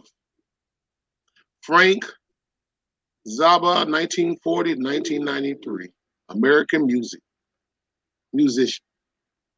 What you think, brother Steve? Shouts Well, out to you, Miss Smith, Miss Miller. I said Miss Smith, Miss Miller. What the sister Gloria, I'm thinking about Mississippi is the home of music. It was a start of music here in the U.S. and then went worldwide. With that being said, it was started off of blues, sad song, but because of the soulfulness and the pain that was in the song. No, we gotta go just a little far over gospel, then blues. Because gospel was our pain through slavery.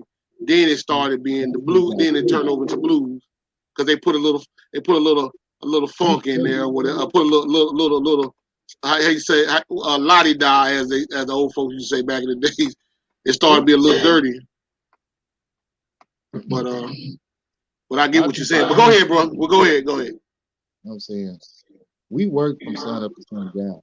The thing about it was the Sundays that they did give us off was the only day that I'm saying it was our day of praise. And that's the only time we got it. To chance to say hallelujah, kumbaya.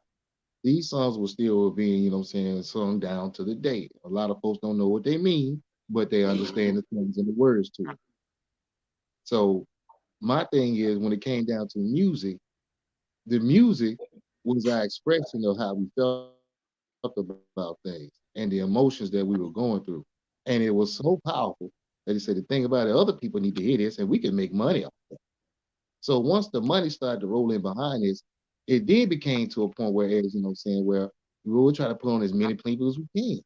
Then in 1991, as the brother know, it took a drastic turn. It's like we need to control this from a standpoint whereas we can enslave them music. Mm-hmm. That's right. That's why I said it goes back to what I just said about the stepping and fetching situation. Yeah. They know that by them putting you on the big screen with their shit that they claim they created, they can get control of all of the subsidies coming that way. Meaning, goddamn it, that you gonna do what they say or die and suffer the goddamn consequences. So that was the whole plight about Charlemagne saying the goofy ass shit that he said, because he know if he even blink an eye, they got him, because they didn't already made examples out of him a couple of times. They got the picture. So he already knew. That's what I'm saying. He already know how far to go with this shit. Because if he go any further, he already know they gonna find him. They gonna find a new Charlemagne. It's just like Ice Cube said. Don't worry, they'll get a new nigga next year on that song. Be true to the game. Check it out on the Death Certificate album. One of the best albums Ice Cube ever put out in history to me. Death Certificate. That's when he was really going in, and they were so fucking mad with Cube behind that album because he was exposing all kind of shit. Mm-hmm. But anyway, like I say, it shouldn't be to the point where Charlemagne, Lil Boosie had to defend himself to, the fact where he see the wrongdoing in society when it comes down to the way they're basically pushing this whole homosexual agenda, especially amongst black men, because I already know why the situation is like it is. Quiet is kept. I already know why it's like it is, and it's like that for a reason, because they know that their days is damn near almost up, because they've already had the status out saying that by the year 2040, this is going to be basically a damn brown and black country. So what better way to try to get your ass up out of here by shooting this type of rhetoric on you, get you with homosexuality, vaccines, black on black crime, so-called hearse with gun violence and all this shit, keeping us fucked up in the head with these goddamn chemical ass marijuana drugs and Molly pills and all of those shit, making you really go excited on each other to get your ass up out of here.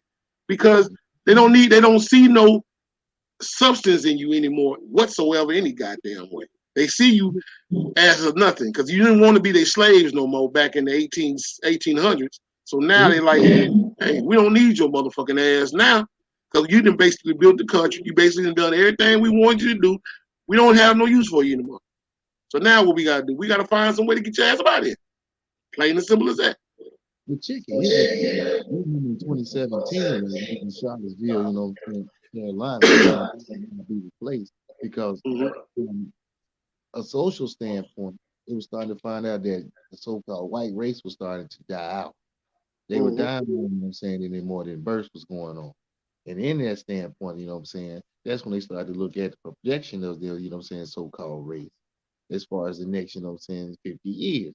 And they won't be around.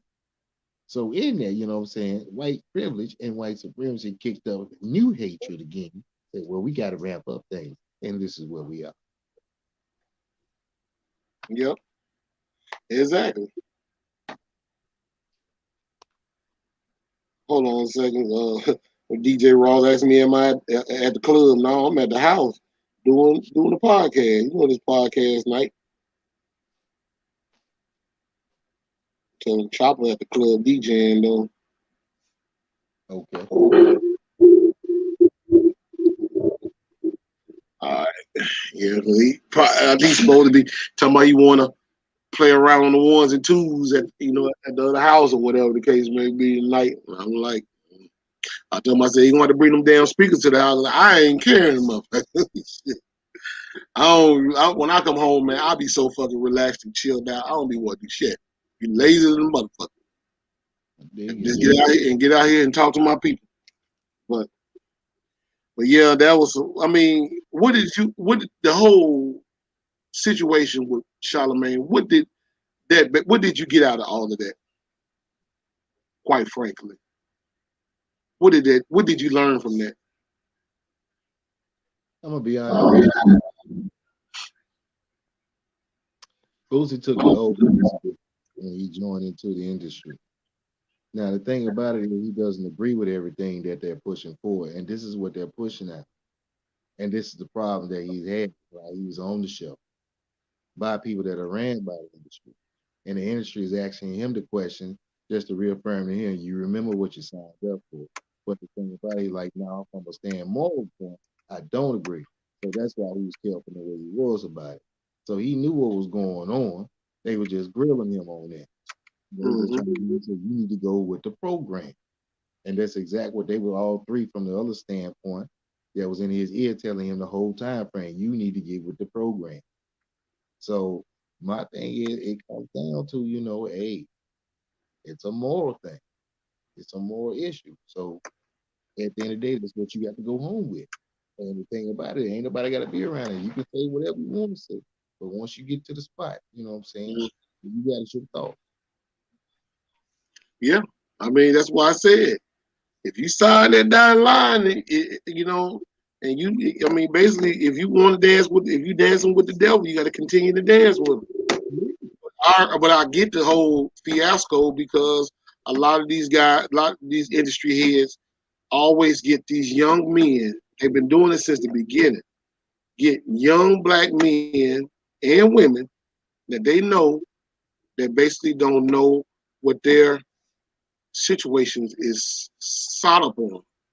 And they basically get them in this industry and they put them there and they basically use them as puppets to do whatever the fuck they want them to do. And when what it is like said, it is what the fuck it is. That's why I said, you said it earlier about finding out, researching things on why things are like the way they are. You know what I'm saying? Because Lil Boosie basically had to find out how shit was because he didn't even know. Because he said it on many occasions. He said, man, when I got in this industry shit, I didn't know nothing about this situation was like it was. But now that he didn't got older with it, he started to find out. It's just like Michael Jackson. Michael Jackson the same way. Michael Jackson had to find out. Prince did. When he found out, you see what happened to him. You see what happened to him? But that's the price for your thing. Yeah. Well, Michael said, hell, when he stood up there and called Tony Montola the devil and said Tony Montola was fucking over him and that they was hating on him because he was basically damn near almost fully owner of Sony Entertainment. That was the kicker part. They was like, you know, this nigga here done lost his goddamn mind, calling me the motherfucking devil, saying that I fucked over him. I got to get him the fuck up out of here. They didn't care about that part. The part where he said, and I'm leaving, owning half of Sony, that's the part that they like, yo, we can't. What? Well, but see, no, well, what I'm saying, bro, Steve. That's the What same I'm like saying. when we going to watch it, we get our check. Yeah, well, see, what the whole fiasco was, Michael was done with them in the late '80s after he did the Bad album, and realized that yes, because back when he did the Bad album, that album it was getting numbers almost too close to the Thriller album, but Michael wasn't getting money like he's supposed to have got money, even to the fact where he was working with all these different artists and stuff in Sony at the same time, because he had worked with SWV and this group called, he had a group called Quote. He had a rap group, a little rap group that was pretty much underrated. And then he had the rights to Jay-Z music. He had the rights to Beyonce shit. He had the rights to a lot of these motherfucking artists that was up under Sony. But he wasn't getting his credit due. And you already know. Mike had a problem with it. He had to speak up on it. And when he found out what he found out, he basically addressed it, this shit. And when he addressed it, this shit, they came for him.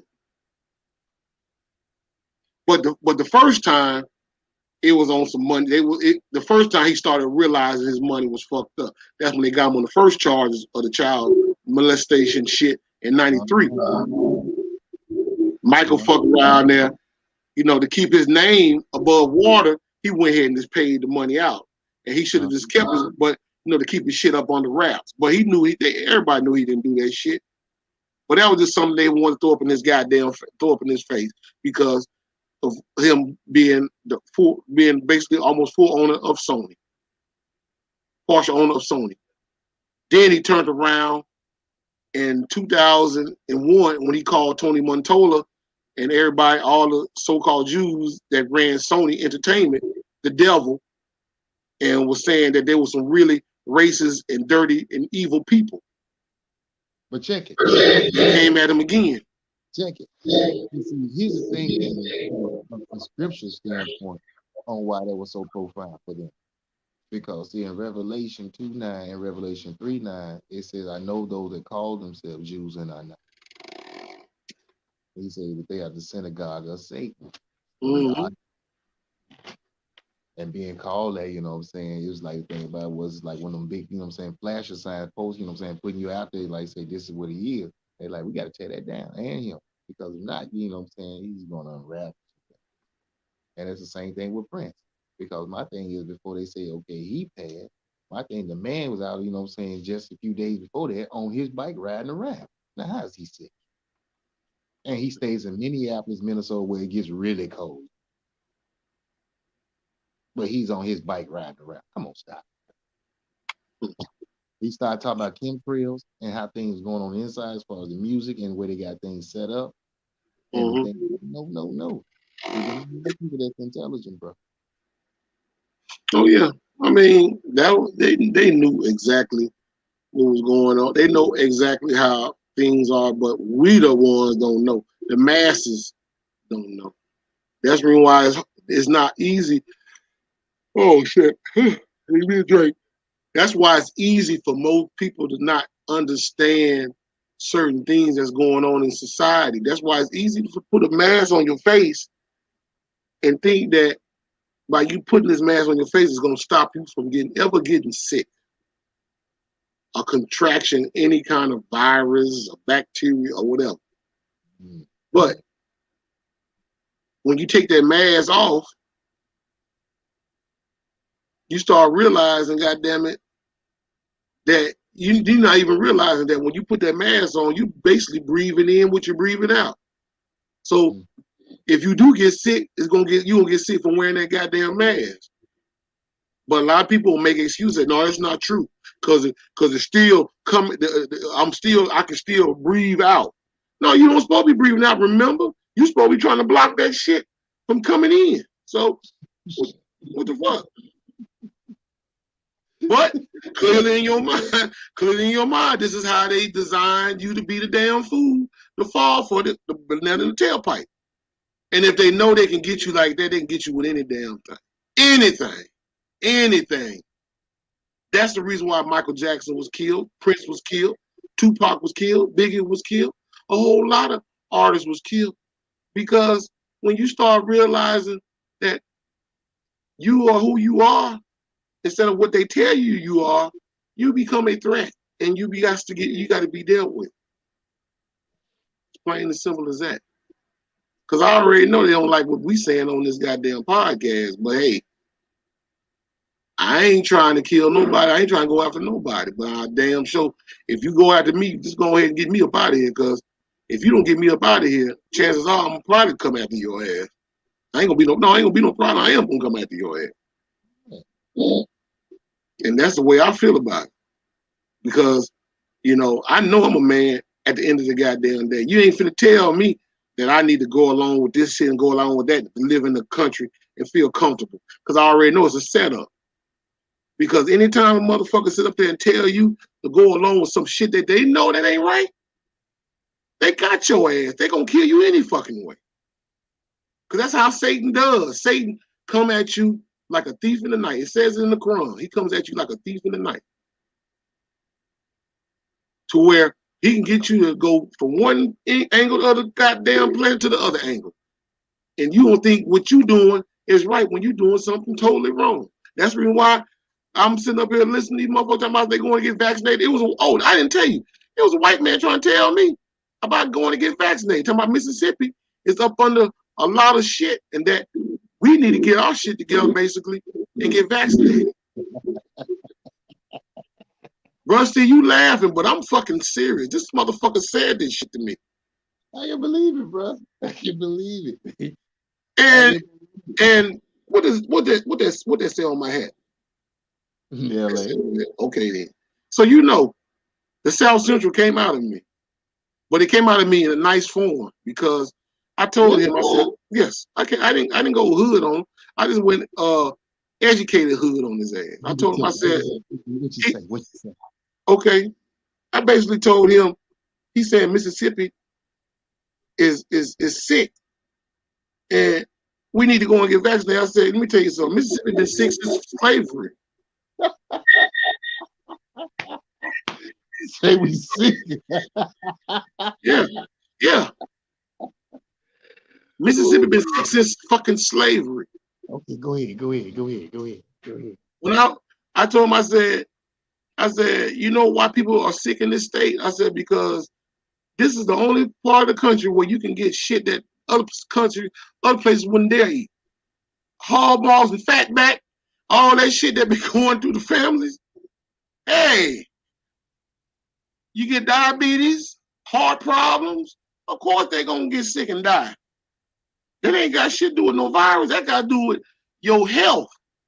Hog maws and chitlins, hog head sauce, all this unhealthy shit that we used to eat to try to survive back in them days. And then they put more chemicals than a little bit in this shit so they can go ahead and speed up the process to get your ass out of here. So yeah, this is nothing in Mississippi.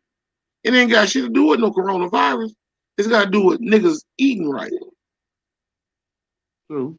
So I told him, and so he was telling me, well, and I told him, I said, I already know. He gonna say, well, I know about the Tuskegee experiment and this and that and how white people have done black people wrong, and that was terrible, and that was not right, and blah blah blah. Trying to talk all that soft shoe shit that he think he was gonna get me with, but it didn't work. Because while he was talking that way, I was like nigga.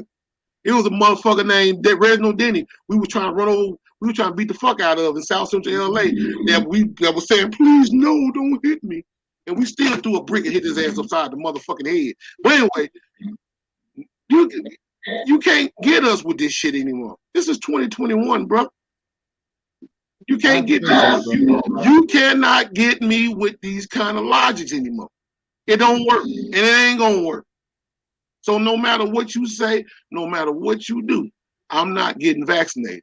Tell your mama to get vaccinated. Tell your grandmama, your auntie, your cousin, uncles, all Mr. Charlie's kids, y'all go get vaccinated. Make me feel good. Because guess what? When y'all go get vaccinated, guess who still ain't gonna get vaccinated? Me. Hey, yo, Ain't as simple as that. Huh? Have you seen like some people that then got vaccinated, they actually have like metal, you know what I'm saying, objects stick to their body like spoons and forks and stuff like that? They say that's a conspiracy theorist. No, we seen this live, bro. You know what I'm saying? This thing was they were showed the folks not playing. It's something in this vaccine, you know what I'm saying? I don't know what it is. But the thing about it is, you know what I'm saying, you get to they got one nurse that's already dead. I don't understand why people haven't understood, you know what I'm saying, did their research about that. She went out. According to them, she didn't die. She just ain't on camera anymore.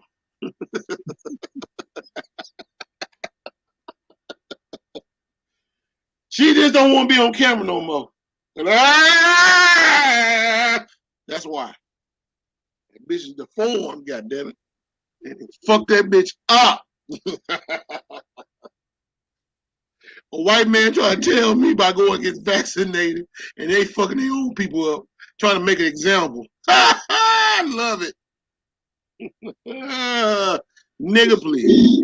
Y'all got me fucked up. All the way up, motherfuckers. No fucking vaccine. I don't give a damn. What about your job? What about that motherfucker?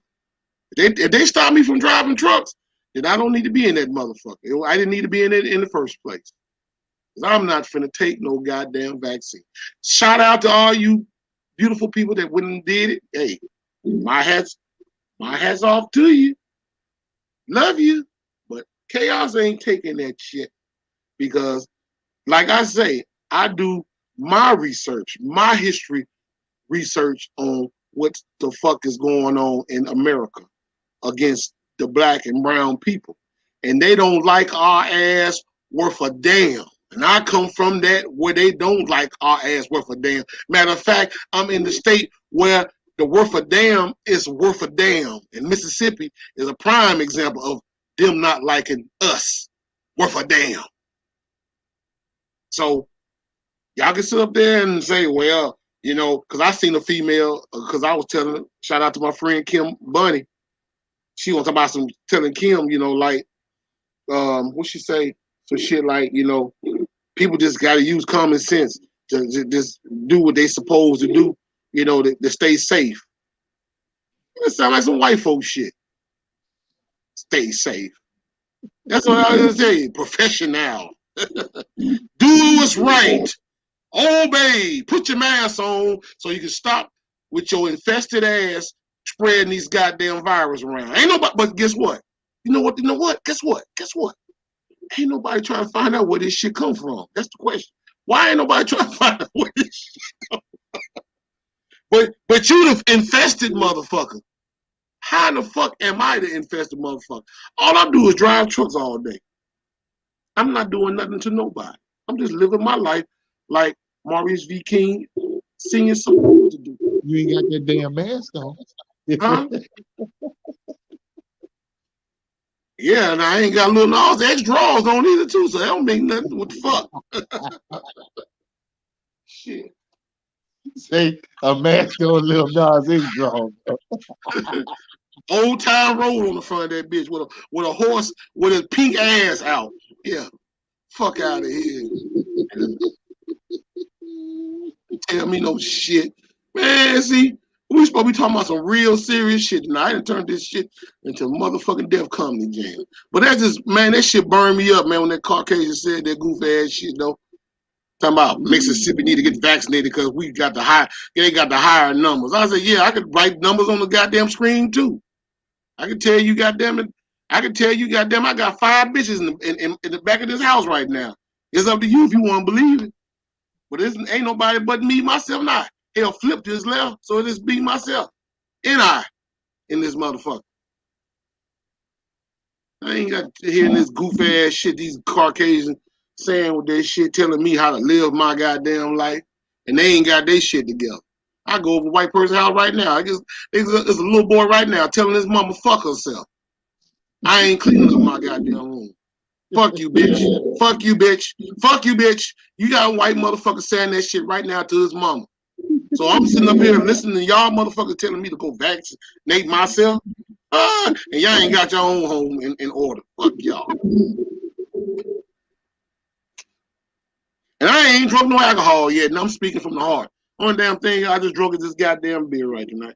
But I'm just telling you how this shit real. How real this shit is in the battlefield. Motherfucker.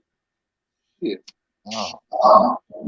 But anyway, what time is it, man? We got about, we down to an hour and 56 minutes in the goddamn live time. Bro, you over there crying? You all right? Yeah. You okay? You all right? I know it's hard to digest, but it's hard for me to shit at times. For me eating all this goddamn badass food that they put in my body. But I'm just telling it like it is. Motherfuckers just gotta understand. You gotta get out here and research this shit. The reason, see why brother Dark Prince is sitting up there laughing at me, because he know it's funny to him, because he know this is how fucked up our society has gotten. It's a joke now. It's a goddamn Muppet show now out here. Because y'all motherfuckers sitting up here getting mad with me by me having voicing my opinion about getting vaccinated. You know what I'm saying? Wanting me to go and get a needle put in my arm, then my ass die, so y'all can say rest in peace, DJ Chaos. And basically say how much you used to love and care about my black ass. Yeah, right. You ain't finna get that out of me, motherfucker. I'm trying to live. I want to make it to 90. Shit. Yeah, shit. You got me fucked all the way up. Go and get vaccinated. Yeah, right. Okay, I done been nice enough now. I put my motherfucking mask on. I ain't finna put that shit on. You gotta put on. Huh? You said you gotta have a mask on and a little nose job. You laughing? That's what it's gonna happen. That's what's gonna happen. Yeah, that's what they want. He said that's what we at. That's what they want now. Hell yeah, that's what they want. Shit. Lil Nas X stood up there and said he want to goddamn do a motherfucking concert butt naked. With a mask on, huh? Never mind. Never mind.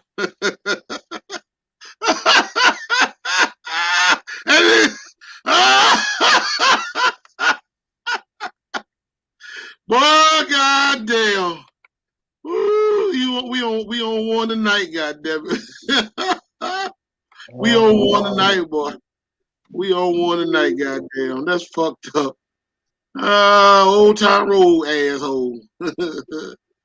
Oh shit.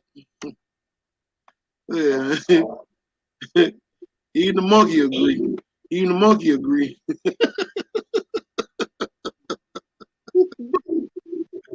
That's fucked up, man. Boy, I tell you, that's fucked up, bro. Oh man, we got what? Shit, 15 more minutes, man. We're gonna have to get ready to shut it down in a minute. But I just feel like, you know, black people, since this pandemic going on right now, we need to start educating ourselves more, man. Cause see, these motherfuckers they basically making a goddamn fool out of us. That's why Steve's sitting up there laughing. Cause I mean, how can you be that goddamn stupid? These motherfuckers is literally making buttholes out of us. They done sit up there and done everything. They done created all kind of shit to get us the fuck up out of here, and we fall in the same goddamn rabbit hole. Mm-hmm. That's just like the old women on one of my favorite commercials from all time. Remember that commercial, the Wendy's commercial back in '84? Yeah, where's the beef? Yeah. You study asking the white man, where's the beef? You study asking him, where's the motherfucking beef? And he studied showing you that same piece of meat in that big ass bun. You ask him, where's the beef? Hey, where's the beef? And you don't get no response. That ought to tell you right then and there, ain't no goddamn beef. Let it go. Create your own goddamn beef. At least you know whatever you create and you can consume that it's gonna taste good and it's gonna feel good going down. Your ass sitting up there, goddamn it, listen to what he had to tell you. Go and get vaccinated. But at the same time, he ain't wearing no mask. His mother and father ain't going to no hospital. They ain't gotta go to the hospital. That motherfucking doctor come to them and do whatever the fuck they need to get done in them. Show you how that shit done. Why the hell would you even want to listen to any of these motherfuckers? Then not to mention, you got a motherfucker that's a billionaire. No motherfucking doctor's degree. But he telling you to go and get vaccinated. But he told his wife and them, his kids and them, don't you touch that shit. This ain't for you. It's for them niggas in America and in Africa. Any of all the melanated motherfuckers. That's what we going after, really. He said, the white man told me on Facebook, he said, but there are white people getting vaccinated too. Yeah, I know. I didn't see a couple of them motherfuckers. They was on television. I didn't see them no more. So then I had a truck driver, a fellow truck driver. He went and got vaccinated. He's a Caucasian man. And he said that's the worst thing he could have ever done. He said he hate like hell he did that. Because he's up there, he can barely fucking walk. Talking about he got to call the doctor. The doctor told him, we'll call you in a little while. I guess he trying to wait till they trying to see how far he gonna wither down before he calls. Probably call. You better call Tyrone.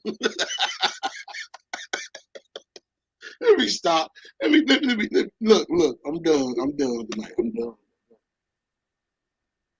Oh, bro. Well, it's 10:18. I need to go and pour me a drink.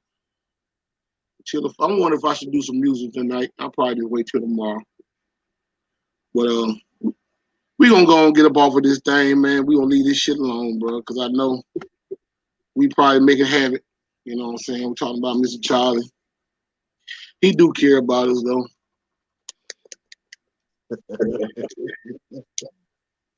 He do care, bro. Steve, see, you sit up there laughing, bro.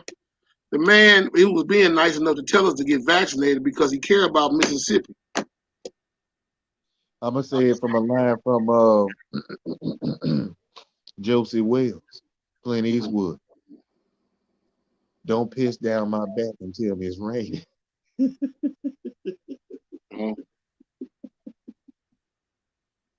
I'm gonna say a line from my brother Bobby Glanton Smith said, "Sticks and stones may break my bones, but please don't throw no sticks and stones." But anyway, let me see what else I got. Do I got anything else I need to do? You got anything else you want to touch on? Because we got 10 more minutes, bro. I just want my people to research, what's been going on from my history standpoint. If you don't know where you come from, you ain't gonna know where you're going. Point blank. Well, that I do know. That's why I say, right now, all jokes aside, even though we acting goofy as a motherfucker tonight, the whole idea is for us to just research things, man. Find out what the fuck is really going on before you make these moves, man, because these people don't really give a fuck about us like that. We have to give a fuck about ourselves. Because, like I always say, what they eat don't make me shit. That's just plain simple as that. They not us and we are not them. I don't need, I mean, you know, the Honorable Minister Louis Farrakhan and the Honorable Elijah Muhammad made a book called How to Eat to Live. That book is older than me and you both, Brother Steve. And it talks about all the food that Dr. Sabi said we need to be consuming. True enough, we do like our meat, you know what I'm saying? But a lot of times, if you're going to eat that shit, just treat yourself every now and again. Not all the time. I try to make that shit your daily lifestyle because it ain't good right now. Because like I said, I've hauled beef, I've hauled chicken, and I've hauled pork. And all that shit is chemicalized. And it's chemicalized for a reason. You know why it's chemicalized for a reason? It's because when they get to the supermarket, it's got to stay fresh for a certain amount of days. And then you got to throw it away. Because meat don't supposed to stay fresh always. Even if you put it in the freezer, when they put it in the freezer, it gets freezer burn. Then you got to show no throw it away. Because if you try to cook it and eat it, you're going to get toilet poison and get sick and is a motherfucker. That's where most stomach viruses come from. Because when you eat old meat, it gets in your body and it's already bad and it liquidizes your immune system, which stores your goddamn the acid trail in your stomach. And it makes your shit liquidize. That's why you have the runs. And you be shitting every goddamn where. Because you building up a lot of goddamn fluid in your stomach. That's why you have to drink a 7 up and drink chicken noodle soup to try to get your goddamn immune system back on point. So, you know. Keisha Ellis, what's going on? You about late because you done missed all the goddamn talk I didn't talk tonight. You're always coming in here late. Well, you catch sometime, then you know, I know you be kind of late. I know you be handling your business. I already know. Shout out to my girl. But yeah, I mean, cause like Lisa, she sick, you know what I'm saying? And one thing about that goddamn stomach virus is nothing to play with. I can't stand it. I don't like to be sick, period. And I ain't been sick in a while. I think the last time I've been sick, really was sick. I was sick last year. Yep. What's up, Miss Sutton? What's going on? Miss Sutton on the check-in. She said she just getting all work. Miss Sutton making that goddamn money. Yeah, I know. I already know, Keisha. I already know. I try not to be on Facebook too much, but I know it's like a damn drug at times because they made social media like a drug where we had to get on this motherfucker. Okay, shout out to you, Miss Sutton. That's the homie there from Greenwood, Mississippi. Shout out. But yeah, all we gotta do, man, is just learn how to take care of ourselves, man. Reach one, teach one. I mean, stay away from these goddamn these whack Arnolds and these motherfucking toxic bells and these murder kings and all these goddamn restaurants that makes your motherfucking ass feel good for 5 minutes and shit it out in 10. Oh, I got it on the stroll there, Keisha, on my stroll bar down there. It was about the pandemic, like about your life. Is your life good or bad since this pandemic? Have your life been good or bad, basically? But we just been ranting out on a lot of shit. Yeah, like Lisa said, a little bit of everything. We've been talking about some of everything. But I just So I wasn't go down. I said I wasn't going to no clubs no more, so I ain't going back down. I'm still hurting from when my brother did what he did. I ain't gonna lie. I hate that shit, man. For real. That's why I'm trying to get this festival shit going. Yeah. So, you know what I'm saying?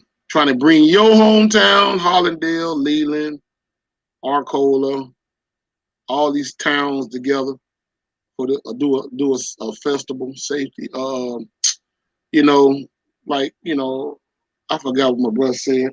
Hold on. Matter of fact, I think I got that on my I want to share this right quick before we get off.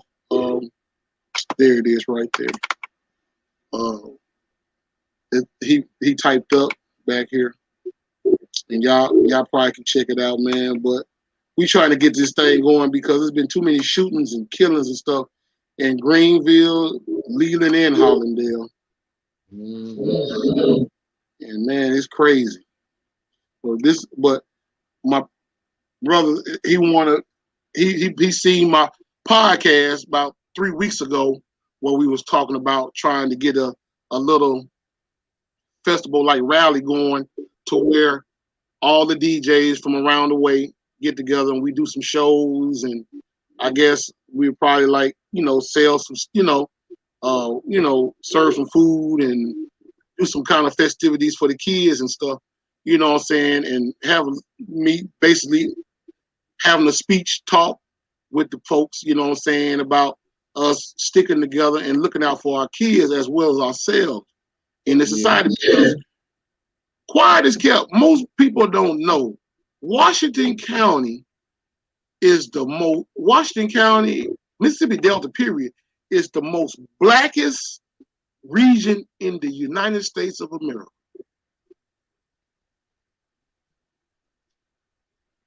And it's like that because this is basically where a lot of our ancestors come from.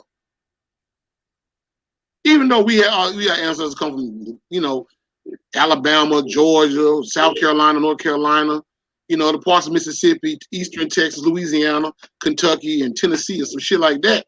Understand that. But for the most part, the Delta was basically like the epicenter for black people. Mm-hmm. And this is where all our pain and suffering started, right in this motherfucker. Mm-hmm. And the only reason why we're fucking pain and suffering now, it ain't through slavery, because slavery is done. It's exonerated. But it's physically anyway, but mentally, it's still here. I'm done, bro. Huh? Uh-oh, bro. What'd you say, bro? Bro, Steve phone and went out here to say he done, so let me go ahead and kick him off. Bro, you gone? Yeah, I guess he is. So let me go and get up off here. But yeah, I'm gonna try to get this festival thing going, and I'll keep you guys posted on that. I'll keep you guys posted. But that's the thing. We trying to figure out where we're gonna host it at. Most likely it's gonna be in Greenville, though. It's gonna be in Greenville, Mississippi. I'm just trying to figure out how we're gonna get it set up and when and everything. It might be November of this year. Keisha said she'll sing. Hey, Keisha, hey, if you want to sing and you got the voice and you ain't afraid to get out there and do your thing, shit, hell, you can sing. Yeah. You and Lisa both shit. Lisa got a beautiful voice, y'all. All y'all can hear. Y'all know all that old church shit. Lord, Lord, Lord, all that shit. Hey, do it. It don't matter. It don't matter. The whole ideal is for us all to get together as a family, black people, because we're getting fucked over wholesale in this motherfucker, for real. And it's a hurting feeling that we have to do this to ourselves, all because, these young folks, they feel like they don't have no type of leverage in anything no more. And that's the reason why shit is happening like it is. It's because they ain't got no guidance. They ain't got nobody telling them anything. So they do what they can. And it's some sucker shit that they do. They don't do no good shit. They do some bad shit to themselves. They don't know. That's just like you, Lisa, Keisha, when you post on Facebook that your son want to learn how to play drums and stuff like that, that's a good thing. At least he got the mindset to know what he want to do. Well, or, of course, he got a father too. But because a lot of young men don't have father figure. They got, shout out to Ronnie Jr. and Jaden. You know what I'm saying? They got a father figure in their life. Most men don't have father figure. So he already got in his mind what he want to do, and he want to learn, and that's good. But you don't have a lot of young folks out here. They don't want to learn shit. So, you know what I'm saying? And I already know. I already know how that is. You know. So I mean, I wish my son, you know, was around me enough to where he can, you know, where I can work with him on some things. Because hell, I wanted him to be the next young DJ, but you know, but I ain't gonna even get into those details. But I'm gonna work with Lisa, little boy, CJ, because we already got him a DJ name, CJ the DJ. He's already ready to be a DJ, and I'm gonna train him up. He's gonna be the next DJ Livia. You know, in black male form though. He's gonna be a bad boy when he get. I say we're gonna by the time he get about 11, 12 years old. Shit, I'm gonna be sitting back just listening to him and looking at him doing his thing. I might fuck around and retire DJing, but I don't know. I doubt it. Cause I love DJing. I love music. Music is my life. Y'all know it. Y'all already know it. That's my heart. That's my love. I love music. I love DJing. Yep. So.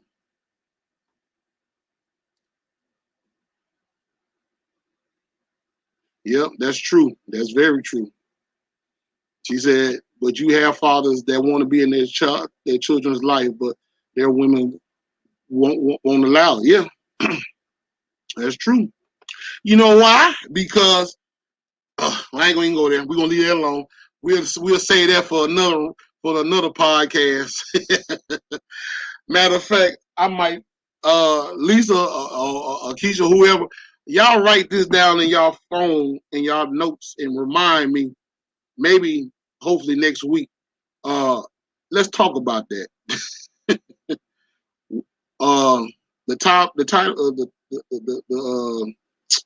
title gonna be why are women jealous of their kids? Yeah, that's a good one.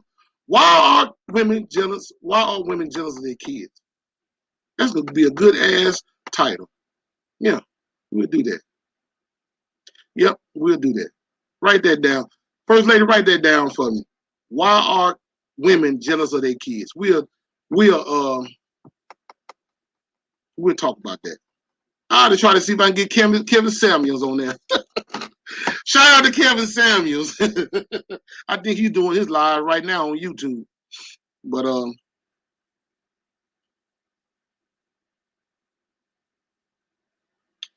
okay. Yeah, I got you. I surely will. You know what I'm saying? Because like I be telling Lisa, I be wanting women to be on the podcast too, to talk about things that they like and dislike about men and the things that they don't do right or whatever the case may be. We kind of have to learn from each other. You know what I'm saying? Because, you know, Mr. Charlie don't want us to have no kind of collaborations with each other whatsoever. He wants you, he wants y'all to hate black men like me because I speak from the heart. You know, they want me to put a dress on and get my nails painted and basically prance around here like I'm a damn woman. But they got me fucked up. I wouldn't dare. I don't give a damn about the Lil Nas X, Lil Nas Y and Z. Fuck all them motherfuckers. Shit. Yep. We're gonna get into that because it needs to be talked about because of some things that I want to talk about that, you know, Lil Boosie basically was talking about on the Breakfast Club. Shout out to Lil Boosie, man. Lil Boosie, keep your head up, bruh. Keep doing what you doing, you and the baby. Much love and respect to you guys for saying what's on your heart because that ain't nothing but God in you, bro. You a God.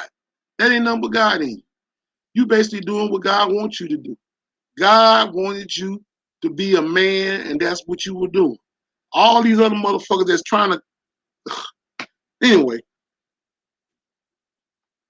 what was that? Why do parents continue babysitting their grown men in front of the? Yeah, see, in case you coming up with some shit. Yeah, when you get a chance, Keisha, check out the Breakfast Club. This type of little Boosie on the Breakfast Club, and listen to that stupid ass shit Charlamagne and God gay ass said. Yeah, I said Charlamagne and God gay. He could call me the donkey of the day or whatever the fuck if he looking at this shit on YouTube. Yeah, he gay. Gay as a happy man. He might well say he gay. It's okay if you gay. You gay. Good. Don't be sitting up there trying to act like you ain't, because you are. Motherfucker, Lil Boosie said some real shit. Take it or let it the fuck alone. Because the way they try to push the agenda on everything, trying to make our young men be women and make our young women be men, it's out fucking rages. That's why shit is fuck. But like I said, let me go and get up off here because y'all gonna have me going all night long. It'll be 3 hours then because I'm already 2:20. So let me get up off here. Shout out to you guys for watching tonight. You know what I'm saying? I hope y'all enjoyed the podcast, and much love and respect to my first lady. Love you, honey. Keisha, you know, all you guys, you know what I'm saying, that's been showing love and support. Much love, you know what I'm saying. I'm gonna get up off this thing. And shout out to my boy, Gar Prince. Much love to my brother Judah. If he's around the way, wherever he is, if he was, I don't think he was watching tonight. Other than that, he would have came on and said some things. But much love to him as well. It's your boy, DJ Mixmaster Chaos. Y'all have a good night. Be safe. Don't do nothing I wouldn't do. I'm out. Deuces.